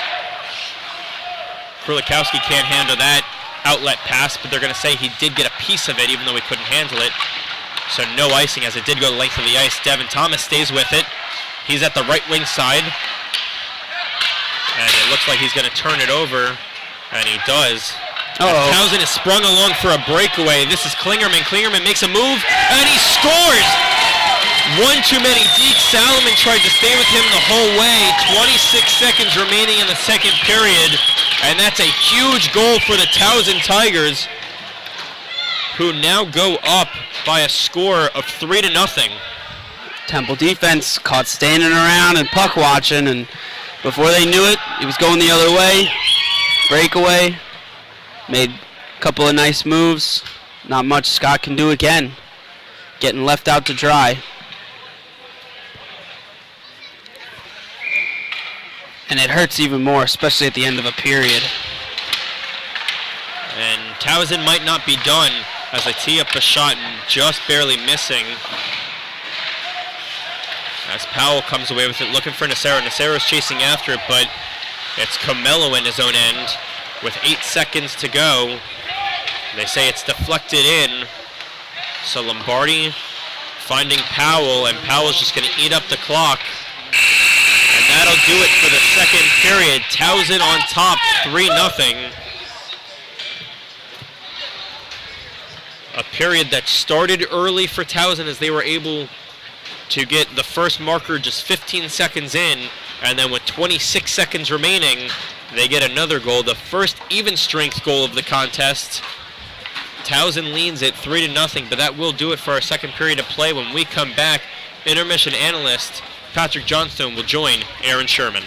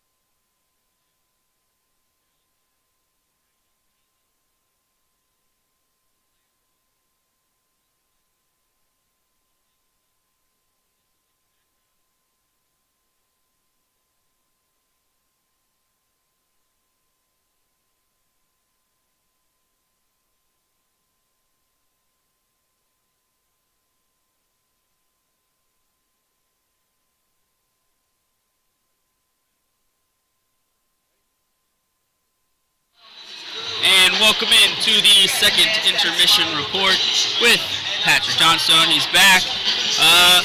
We've now got a 3-0 game thanks to one more power play goal and a breakaway from Towson. It's not looking too good for Temple. The shot count is not anywhere close. What did you see that period? Well, they came out flat at the beginning. It was even for a while, but that last goal, it was just a terrible turnover, and it led to a breakaway, and Scott just got beat. You can't give it away like that. No, absolutely. So we've seen what's happened. Why don't you catch us up with what's going on with the other game? Game 2, which is Drexel and Villanova, if I'm not mistaken. You want to give us a quick recap of what's going on over there? At the end of the first period, Villanova is up 3-1. 3-1, all right. And if I'm not mistaken, I heard Drexel actually scored about 28 seconds into the first period, and since then it's been all Villanova as they put up 3 unanswered. So at the end of the one period over on the other rink, it is 3-1 Villanova over Drexel. But back here on rink 2, we've got a 3-0 Towson lead over Temple going into the third period. What do you think? We got for the last period here? You think Temple comes back? Aaron, I really hope they can, but if they keep playing like they have the past 2 periods, they're not even going to come close. Nah, I hear you. So we just got to see how they come out and hope for the best. That's right. All right, you heard it here. Not looking good, but there's always hope. We've seen crazier things happen in the third period from Temple, but give credit to Towson. They've played a hell of a game. They've showed that they have been the better team for most of this game, outshooting, I believe, what did you say the shot was? 26-16, Towson's outshooting. So, that's typical. We see that a lot from Temple, sometimes even a lot worse. Yeah, so it could be worse. It could be a 6-0 game right now, but it's not. They've played all right on defense, but for the most part, been almost nothing on offense. Anyway, Pat, thank you for joining us. Maybe we'll see you for an overtime, maybe not. If not, maybe tomorrow or Sunday for the championship game. Enjoy your weekend. Have fun. I'll try. All right. That'll do it for us. Third period action coming your way.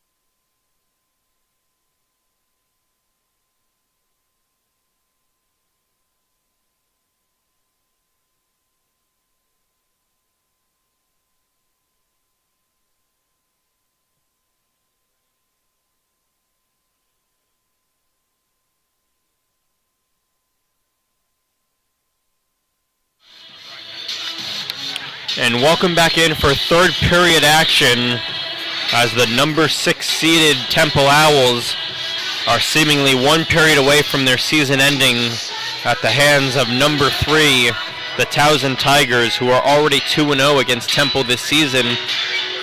The previous 2 contests, Towson was victorious by a goal. They lead 3-0 as they had 1 goal in the first period, 2 in the second. A very tall task for Temple to overcome. But Aaron, as you and I have mentioned, this is a Temple team that seems to get their scoring a lot in the third period. They like to make games exciting, probably more exciting than they should be. That's for sure. I was saying to Patrick at the the intermission report that, we've seen crazier things happen from Temple in the third period. 3-0, it's a stretch, but it can be done. From what we've seen so far, it's not looking that way, but anything can happen. And as you had mentioned during that intermission show, for the second intermission, Villanova surprisingly on top of Drexel 3-1 at the end of one. In the first 25 seconds, Drexel went up 1-0, and then Villanova countered with 3 of their own. That's the 3 of their own, and that's the number 5 seeded Villanova Ice Cats and the 4th seeded Drexel Dragons. So we might get our first upset of the playoffs. Right. And Temple, with 20 minutes to go, don't appear to. So as it stands right now, who's playing tomorrow? It would be Towson with the victory automatically would face Lehigh. Okay. And then just because they'd be facing Lehigh, then no matter what, Villanova and or Drexel would play Navy. And right now, it is going to be the Temple Owls are going to be facing off against the Towson Tigers, the number 6 and number 3 seeded teams.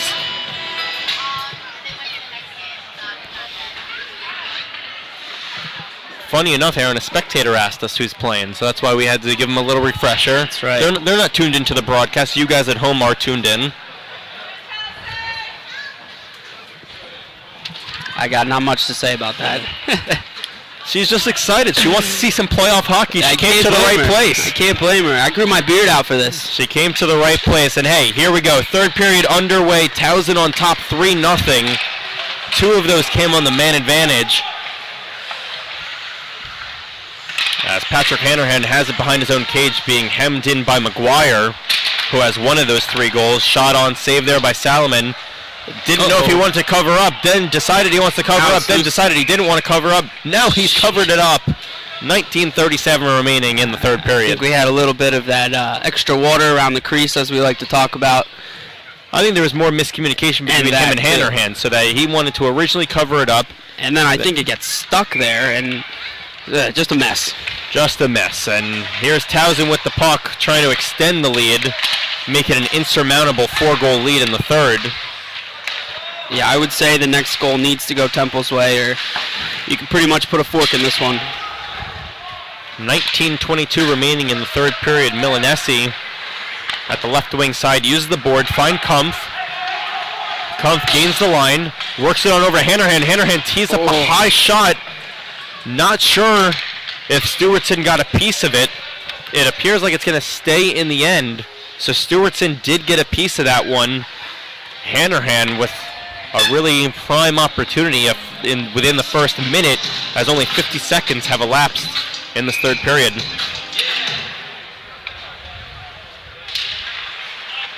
Face-off win here by the Tigers. Nacero chasing it after it. Now Civitello wanted to get a piece of it as he was jumping into the play. Only man back is Dumbach. Salomon comes way out of his crease. It's a smart play. And he hits it off the dashers. It ends up being a pass to Powell. Powell looking for Nacero. No icing, as the slippery ice surface at the start of the periods, it went behind the goal line, but they deemed no icing as it was negated. Comes out into the slot. Nacero can't get the shot on because there was another blocked shot. If it's played by Towson, it will be a high stick. Instead, Temple first went to touch up. Powell, another zone entry, curling back, waiting for his defenseman to gain the line. He goes cross-ice looking for Dumbach, who was just creeping on in. 18:20 remaining in the third period. Dumping the puck down deep is Bickerstaff. So the Owls do appear to be a little bit more awake than previously, as Dumbach has a 3-on-2 charge, just wants to get the shot off. Saving it is the netminder, and they stuck all the way at it, and I think Devin Thomas pokes it in. It's a 3-1 game, 18:04 remaining in the third period. Devin Thomas with the tally. And we have some life in this Temple team, We were talking about it just a few minutes ago. Next one had to be Temple's. It is Temple's. We've got 2-goal game, 18 minutes to go. Plenty of time. So leading the high fives. Stewartson's going to probably want that one back, though. Yeah, it was a high shot hit off the shoulder. And then Thomas, I think, was the last one to touch it. I know leading the handshakes and the high fives toward his team was number 3, Tim Price, and I thought it was Devin Thomas who got the goal, so we'll wait to hear from our public address announcer. And it is awarded to Devin Thomas, so my eyes are still good as this goes the length of the ice. 17:48 remaining in the third period. And Temple has the last tally. It's a 2-goal game. You know, it is possible to lose 2 periods because during the season, something we talked about was winning every period, and it is possible to still lose 2 periods and win the third by enough. And you know, we've seen crazier things happen. And we appreciate you tuning into our ECHA playoff broadcast, the quarterfinals between the Temple Owls and the Towson Tigers. Right now, Towson on top 3-1, but the last goal did come off the stick of the Temple Owls, number 13, Devin Thomas. 17:32 remaining in the third period. Devlin getting that neutral zone trap on, gets the puck back into Towson's end, where they come away with it. Here's Thomas once again. Tries to dance his way around the entire Towson team, wasn't able to do it, no surprise. Swartz is out his men, and you hear it from the crowd after that check. Jay Swartz getting involved in the physical department. And we've missed that. Haven't seen too much of that. The puck is now thrown around. Van Allen chasing it after it. Comes back out into neutral ice. Owls definitely had too many men. And I can hear from here the head coach, Ed Slusher, for Towson as he looks over at the referee beside himself. And he should be angry as the Owls had too many men. Pass out in front of Milanesi. They poke away at it. Hannerhan can't get that one home, as Milanesi still has it behind the cage. Somebody must have told them they only had 1 period left of their season. They certainly are wide awake as this puck is thrown toward Lombardi. Lombardi threw it down the length of the ice. Kumpf had to wait to touch up, so it actually I think is going to go down for icing, not even offside, because Kumpf didn't touch up with it because he was offside, so it is going to come into Temple's side of the ice. 16:27 remaining. And the first 3:33 of this period truly has been almost all Temple. As Towson the worst thing they could do. The worst thing they could do is give one up right here. As Lombardi stays hard on his man, that being Tyler Darby, as he wipes him out. Dykstra tries to get free. He has one of the 3 goals as well for Towson. Puck skies out. Kumpf finds Van Allen. Van Allen's met up. And now it has to be played by Stewartson. A nice play, something you don't see often, goalie playing the pucks. So here's Darby. Milanesi takes care of him. That's a smaller player in number 91, Jimmy Milanesi. They're jostling. A couple big slashes in the neutral ice. Dykstra felt he had an elbow up there at some point. So the physical department has picked up. It is a 2-goal game, and it's ECHA playoffs. 15:35 remaining in the final period of regulation, as the puck is worked on over to Camella. Camella to Dykstra. Dykstra shot on, and it fooled Scott Salomon. He tried to move laterally. It hit off of him and went into the back of the net. An inexplicable goal allowed by Scott Salomon. A 4-1 game. For all the good things we've said today, he felt the need to let us down a little bit, but he's gonna hang his head on that one. I mean, you can't. He's gotta clear it out of his mind right now and get back in this. But weak goal to say the least. Must have knuckled on him a little bit, got underneath the arm. 15:18 remaining in the third period. Back to a 3-goal differential. And the Tigers want to extend it some more. Hits the protective awning behind Salomon. 15:11 remaining in the third period.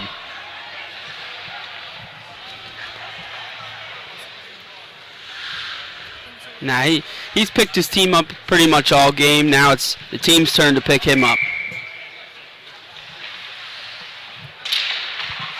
As a face-off win here, Bickerstaff deflected out in front.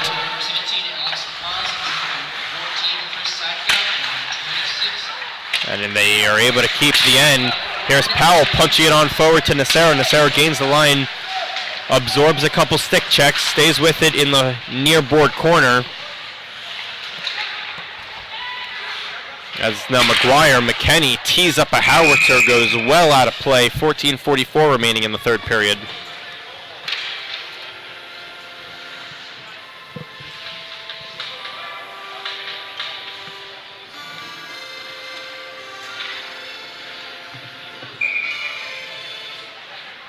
As the faceoff will be dropped toward Towson's end. It's won by the Tigers. The Tigers are able to kick it on forward until it's intercepted. Now here's Thomas. Thomas not able to do much with it until it's tossed back in to Towson's end, where now Thomas is going to continue to stay out there for a shift.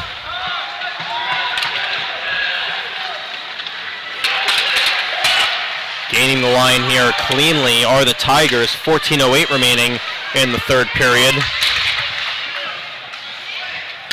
As they continue this offensive onslaught, the shot doesn't get on net. 13:56 remaining in this third period. Puck comes to the nearboard side where Civitella gives chase with McGuire. McGuire comes away with it.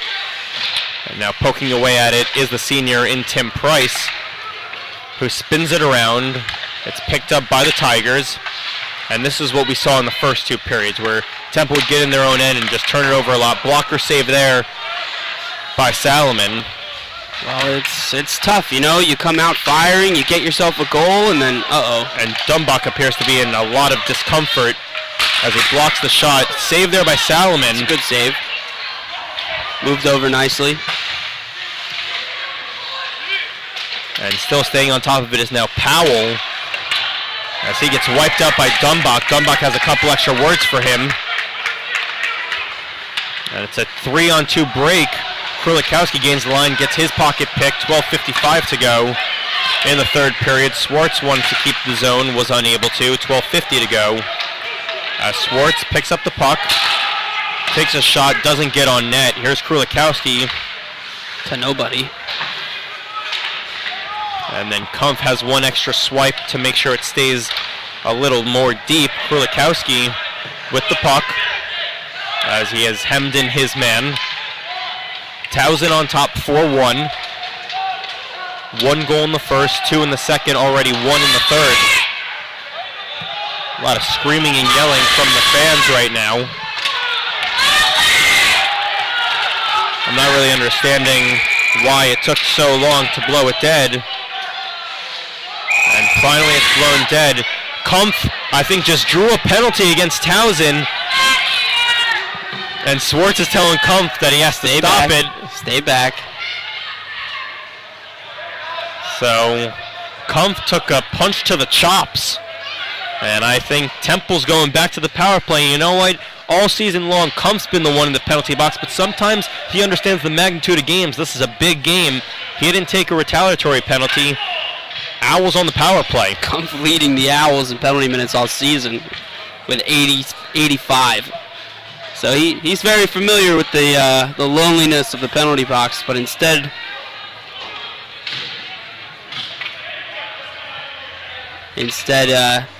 he drew one.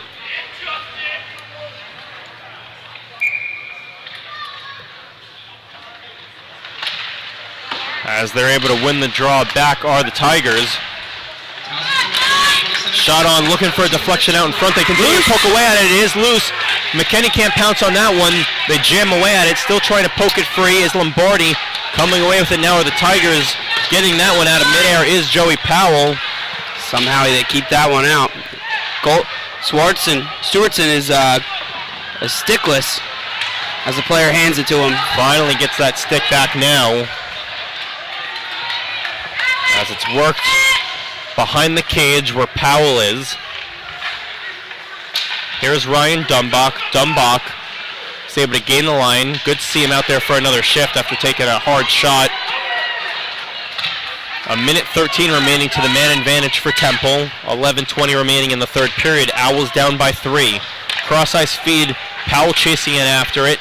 He stays with it. He is able to gain the line. They're going to deem that this is a hand pass if Temple touches next. They do not. Lombardi's able to keep the line. And now suddenly that's a hand pass, so that'll come outside the zone too. Full line change coming as well for Temple and Towson. So both teams with the line change. 55 seconds on the man advantage. I think the hand pass is actually going to be against, no, it is going to be against Temple. For a half second I thought it was going to be against Towson, which was going to be very surprising.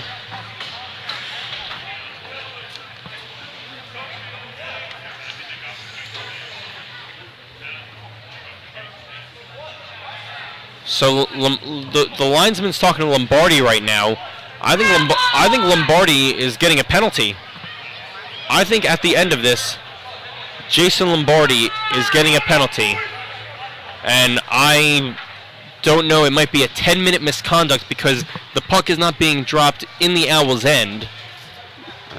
No, it is. Okay, so I'll admit, for this being playoff referees, it took an extra second to get this situated. Lombardi has a 2-minute penalty. I didn't spot what it was. So it is not a 10-minute. We'll wait for the call.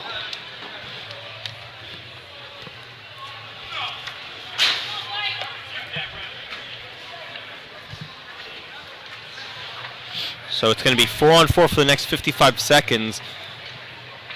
The captains are meeting up with the referees right now to get an explanation.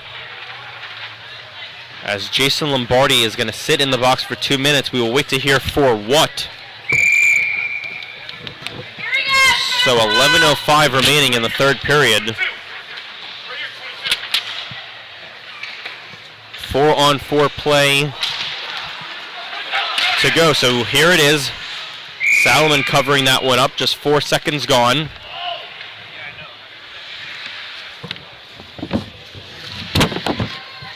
$11:01 remaining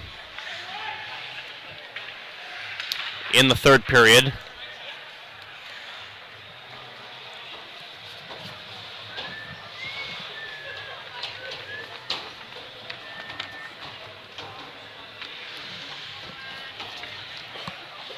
And we're still waiting to hear from our public address announcer what the call is. Right now, no sign of why there was a penalty against Jason Lombardi. Finally, the puck is dropped again. 2 minutes for roughing. One of the more ambiguous calls in the sport of hockey. So he will sit for 2. Still wheeling with it is Klingerman. He came up with that third goal. It was a breakaway goal at the tail end of the second period. He still has the puck. Wanted to find a man out in front. Was unable to find a man. As they're going to say, offside are the Tigers. 10:26 remaining in the third period. 15 seconds remaining to the 4-on-4. And then once that penalty is done, it'll be about a minute of power play time for the Tigers, 1:06 to be exact.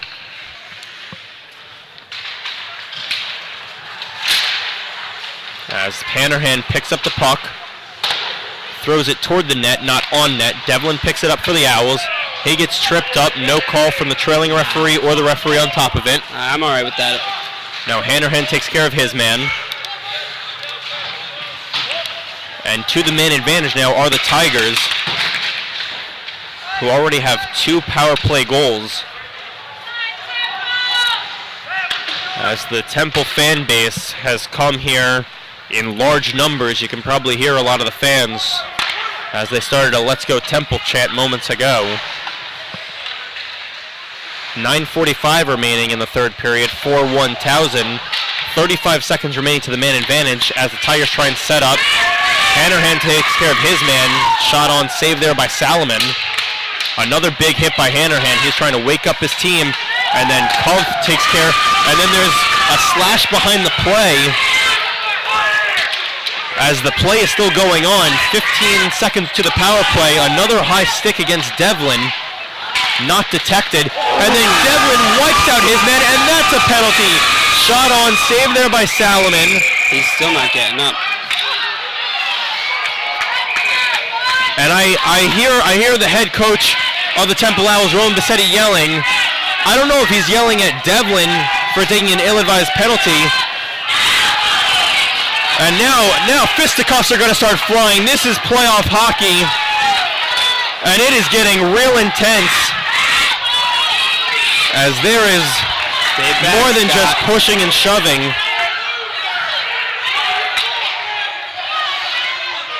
It'll be interesting to see how this all plays out. I know the original penalty was against Pat Devlin. And he's already in the box. There's going to be a few more to go.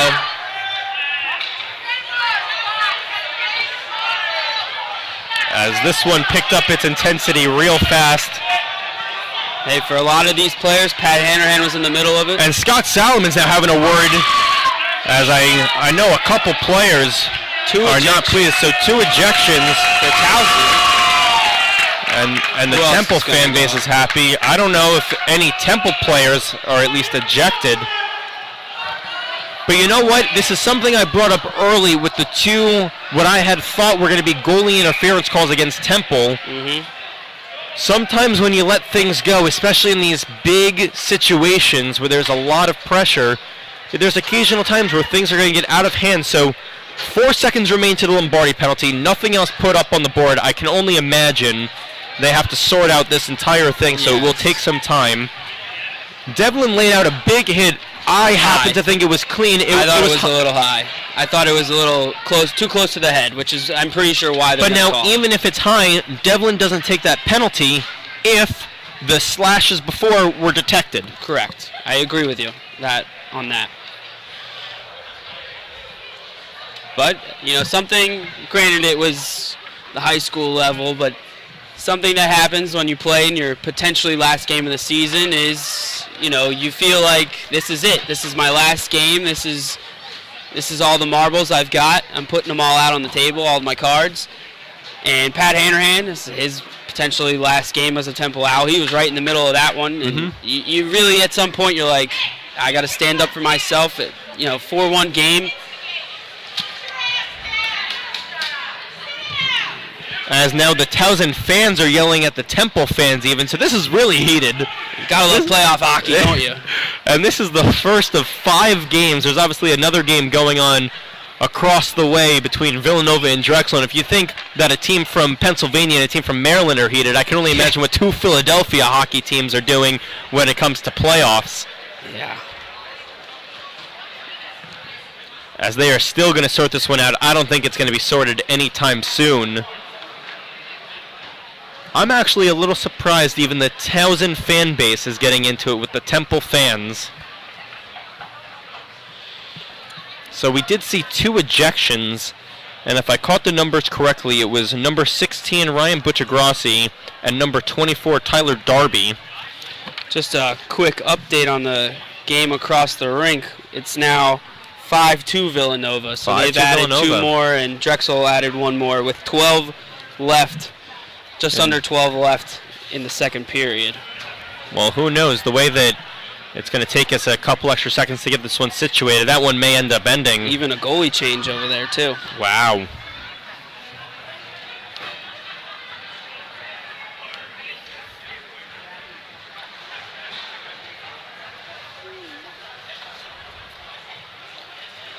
So 9:09 remaining.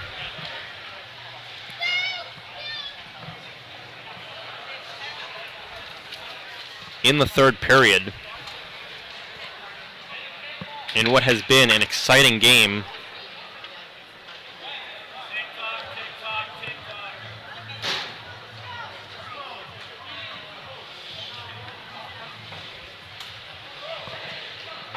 And we'll just wait to see what's put up on the board.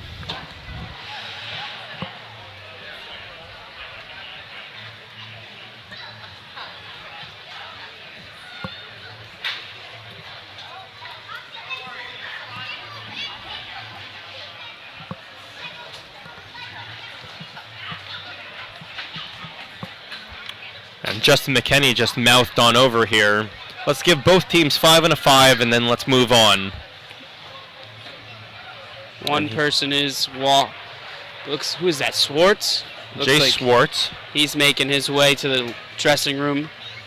Not sure if it's an injury or if he's also been ejected. I didn't see him involved on that play, and I see another player who's without a jersey, and I just can't detect him because he is without a jersey right now. I think that's actually a Towson player. I think so too. Because I can see it by his pants. So he's just going over. So it's one of either Darby, number 24. Headed right to the locker room. So it looks like his day is done. So finally the referees are at least giving the explanations to both coaches. We didn't catch the number on the players ejected, did we? I did. Towson. It was number 16 Butcher Grossi and number 24 Darby. Okay. So right now we see up on the screen a 5-minute major assessed to the Temple Owls. Okay. But we'll wait to see if anything's on the other end. And if not, it'll be a 5-on-3 for 4 seconds. I think it's going to be for that Devlin hit, maybe head contact, 5-minute major, interference and head contact all in one, maybe. I mean, so that might just like Pat Hanrahan's in the box. Hanrahan is in the box. That is accurate. Maybe he might have gotten a 10. Wouldn't have shocked me. But we'll wait and see or hear. So, yep, it'll be a 5-on-3 for the next 4 seconds.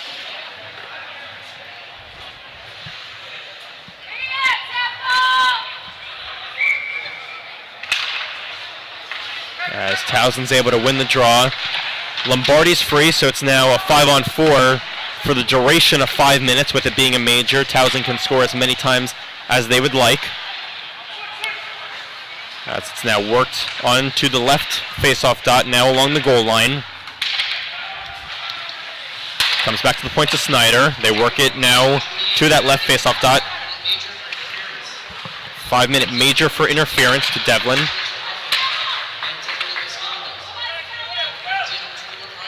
As it comes back to the point to Snyder. Snyder gets the shot off.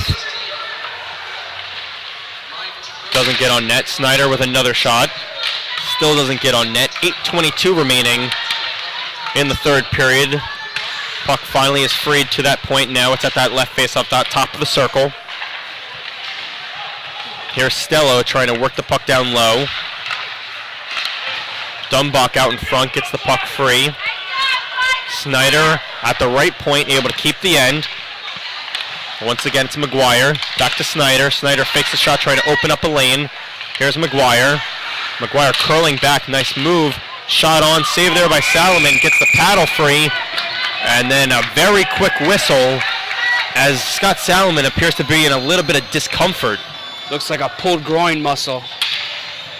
I can tell that because he tried stretching over, and I've done that a couple times myself. You overstretch with the leg and you end up pulling your leg out. But going back to the penalties, if we can make this out, it sounded like there were a couple coincidental 2 and 10s, so those don't even go on the board, and those players get ejected from the game because there are less than 10 minutes left in the game. And then the 5-minute major was for Devlin for the interference. For the head contact, I'm sure.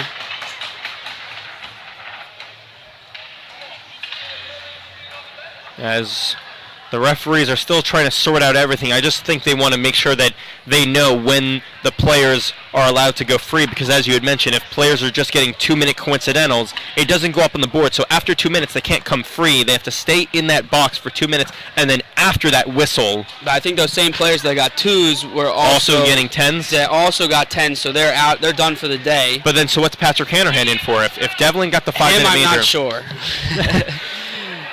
So someone, okay, Betzger's in, so he's serving for very likely Jay Swartz, who was ejected. Right.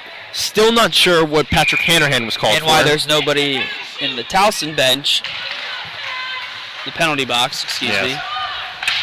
They're right next to each other. Because they had 2 players removed from the ice. As the puck went out of play, 3:36 remaining to the man advantage. 4,000, 7:44 remaining in the third period.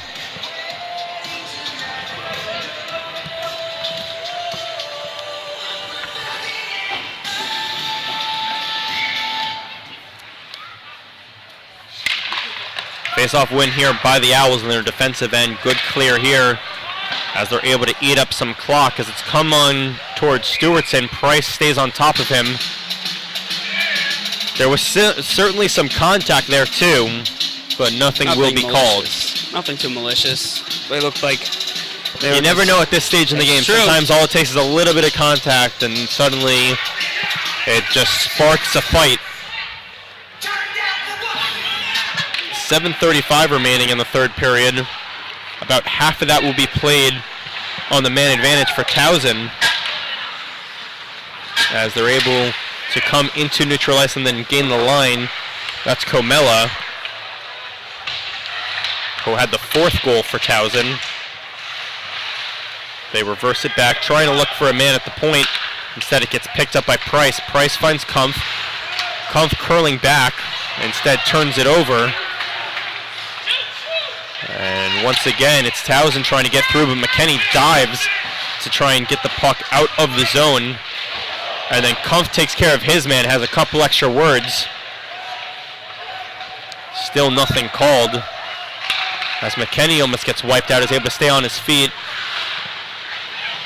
And now a big check there on Price, and it's going to be a penalty. So 2:34 remaining on the man advantage for Towson.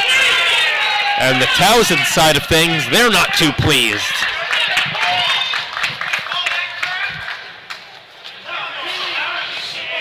not sure what they're complaining about with 3 Temple players in the penalty box and a 4-1 lead. At this point, you know. I don't know if this game's just going to end on the ice. I think the fans might be duking it out at the end. We might need some referees out here in the stands. 6:42 remaining, some 4-on-4 hockey for the next 2:34. And if nothing else happens, then it'll go back to 34 seconds of power play time for the Tigers, but open ice on the Olympic sheet. And you see when one of these poke checks happen, it can start something for McGuire. Good play there by Milanesi. Cross-ice feed. They try and find a centering attempt, can't find one. Nacero without a stick and a glove. As gaining the line now is Lombardi. Milanesi trying to find a man in center ice, can't find him, so it's picked up by McGuire. Milanesi meets up with him, wanted to slash him, missed him. Powell looking for Nacero. Nacero was picking up his glove, so couldn't retrieve that pass. Powell, who is a good player on open ice, gets the shot off, saved there by Stewartson. 5:48 remaining in regulation, a minute 6 remaining on the 4-on-4.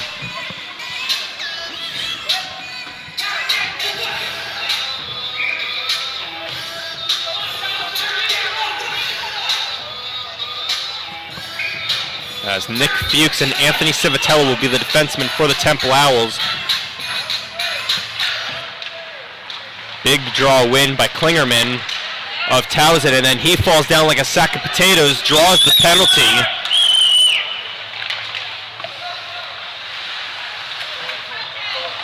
So the goalie has been pulled on the delayed penalty. 5:31 remaining in the third period, and it's going to go to 4-on-3 hockey. Something tells me we're going to spend the next 5.5 with somebody in the penalty box. Is there even enough room in the Temple penalty box right now for someone else to join? There were already 3 players. They better get cozy in there. And Powell's going to join them.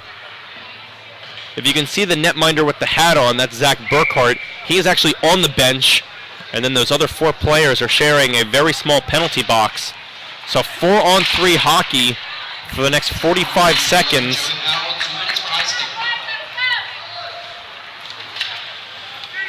As now, I believe Betzger has come out of the penalty box because he was serving a 2-minute penalty previously, so he's out of that penalty box. So now only 3 players in the penalty box for Temple, but a 4-on-3 advantage for the Tigers, who I do think just came outside that blue paint. Linesman on top of it says no. Centering attempt not tossed on goal. If you're Towson, no need to do anything crazy for the rest of this game. You've got a 3-goal lead. I just heard some Towson fan yell, "Burn the clock." And that's exactly what the Tigers will likely do. as they're able to gain the line cleanly. Get out of here. No suspensions, no injuries. Just Well, certainly if you're Towson, because as of right now, it appears they're going to have a game tomorrow. Stewartson gloves that one down, then plays with it. So 5-on-3 advantage for the Tigers for the next 22 seconds. Shot on, save there by Salomon. 4:27 remaining in the third period. And for the Temple Owls, if their season does end today, it'll be their inaugural season in the ECHA and losing a first-round playoff game. But a lot of good young players still remain. I know senior night was a couple weeks ago for Temple, but a plethora of good players not graduating for this Temple squad. As a cross-ice feed is given here at the top of the left circle. Now they work it along the goal line. And now it's 5-on-4 for 35 seconds. Teeing up a shot, saved by Salomon. They continue to poke away at it, and Salomon has a couple extra words as he throws a punch. And I think the Temple players that were on the ice looked at the referee and thought, why is that no call? Hey, I'm sure he's a little frustrated with the way, especially because this period started out so well for the Owls, scoring early, and that, I mean, there's no way around it. It was a weak goal that Salomon gave up. 4:04 remaining in the third period. Milanesi punching it free. The Owls are shorthanded for another 30 seconds. Throws it on. Blocker save there. 22 seconds remaining to the Joey Powell high sticking minor. Cross-ice feed once again. Suzuka comes up with it. He's along the goal line, working it back to the point. Wanted to tee up a shot. Milanesi gets in front of it. 7 seconds to the man advantage. Centering feed doesn't come on net. And that will do it as we're finally back to 5-on-5 hockey. Coming out of the box quickly was Devin Thomas, who came on for Joey Powell. Lombardi, the defenseman, comes up with the puck. Here's Milanesi. Looking for Thomas. Can't find him tape to tape. Hits Thomas in the groin area. Keeps mowing forward. He's my player to watch for next season, Devin Thomas. As he is one of those many players not graduating. Number 13, Devin Thomas, has the lone playoff goal for Temple. As there's 3 minutes to go in regulation. Snyder with the puck. Shot saved there by Salomon as he's able to gobble that one up. And I think Pat did get the 10-minute misconduct. Considering he's still in the box, that's the only thing that would make sense. And I just don't think he wanted to leave the ice in his last game. Especially being the captain of the team, he's going to show a little bit more pride and dignity, and I'm sure he's going to shake hands, and that's just the kind of player he is. Face-off win here by the Tigers. Under 3 minutes to go in regulation. And do keep in mind, if Towson wins this game, which it seems very likely they will, they get the first game tomorrow, and they'll face number 2 Lehigh. So Fuchs, the Long Island native, the first-year man for the Owls, a true freshman, emerges with the puck, getting tripped up as Snyder, no call. Puck ricochets out of play, 2:26 to go in the third period.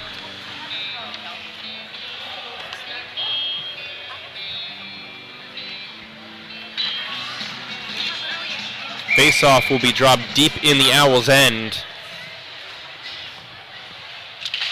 And all that's left is just a couple more seconds, and Towson with the victory. Saved there by Salomon, just padding the stats right now. As number 3 Towson Tigers look like they are going to advance to the semifinals of the ECHA playoffs and improve to 3-0 against Temple on the season. As Klingerman working it behind the cage now. 2:05 to go in the third period. Comes back to the point. Shot doesn't get through, hits Krulikowski's stick. Civitella stays hard on his man. Emerging with the puck is Civitella. Civitella loses it in Devlin's skates. And then Krulikowski upends his man. Another guy who will not be graduating, Matt Krulikowski. Nick Fuchs gets hemmed in.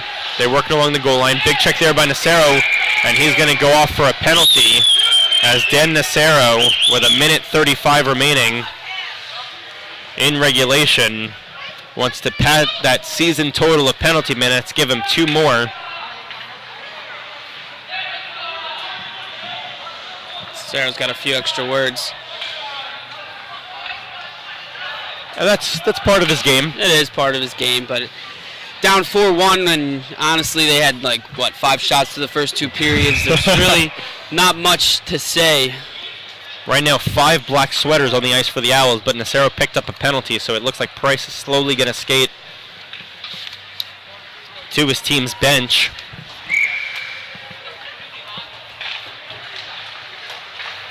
As once again, Towson wins the draw. Snyder works it to the top of the left circle. Snyder teeing up a shot.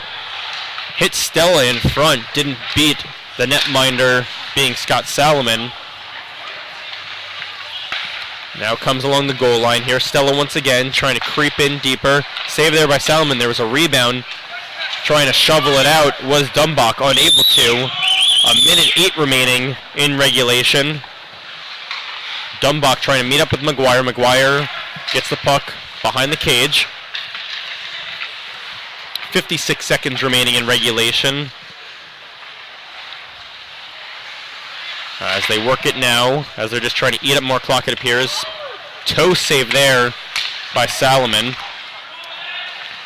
As McKenney meets up with Snyder. They're able to keep the end. 38 seconds remain in this quarterfinal matchup between number 6, Temple, number 3, Towson. Fake shot doesn't get through, just trying to open up a seam. Cross ice feed. Shot saved there by Salomon. And the puck is cleared all the way into Towson's end. Stewartson has to come out and play it. Powell gets it out of midair. He's going to try a wraparound. And I think it's saved by Stewartson.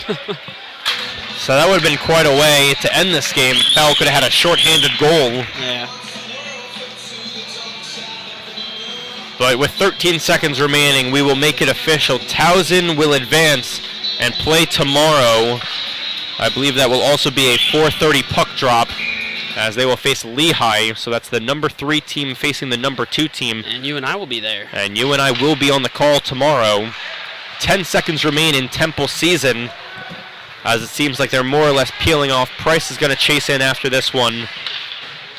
And that will do it, as Price has 1 extra check. As Towson wins the hockey game by a final of 4-1, as Kumpf meets up with Dykstra afterwards. We'll see how much fun these handshakes are, as Towson is celebrating emphatically. Let's see if they even do handshakes. I think the referees are going to put the nix on that. Well, I don't know, a couple players. So Towson fans not happy with the way that game ended, just with the way that Temple reacted. You're seeing the start of handshakes right now, as we will follow it around.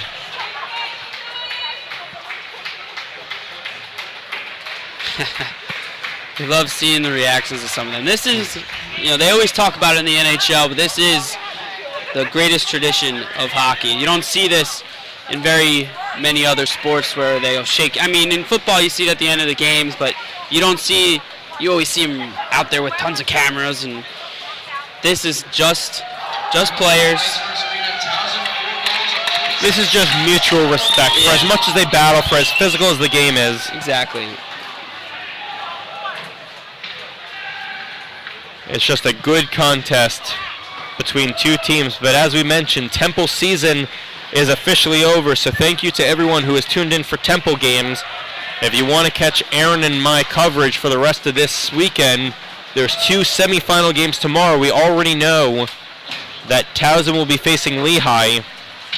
And then the winner of the Villanova-Drexel game will square off against number 1 Navy. They already have a trip to Nationals, which will be played in Chicago. So congratulations to the Navy midshipmen. But that will do it for today's broadcast, as Temple is officially eliminated. And Towson has made it to the next round. Do you have an update?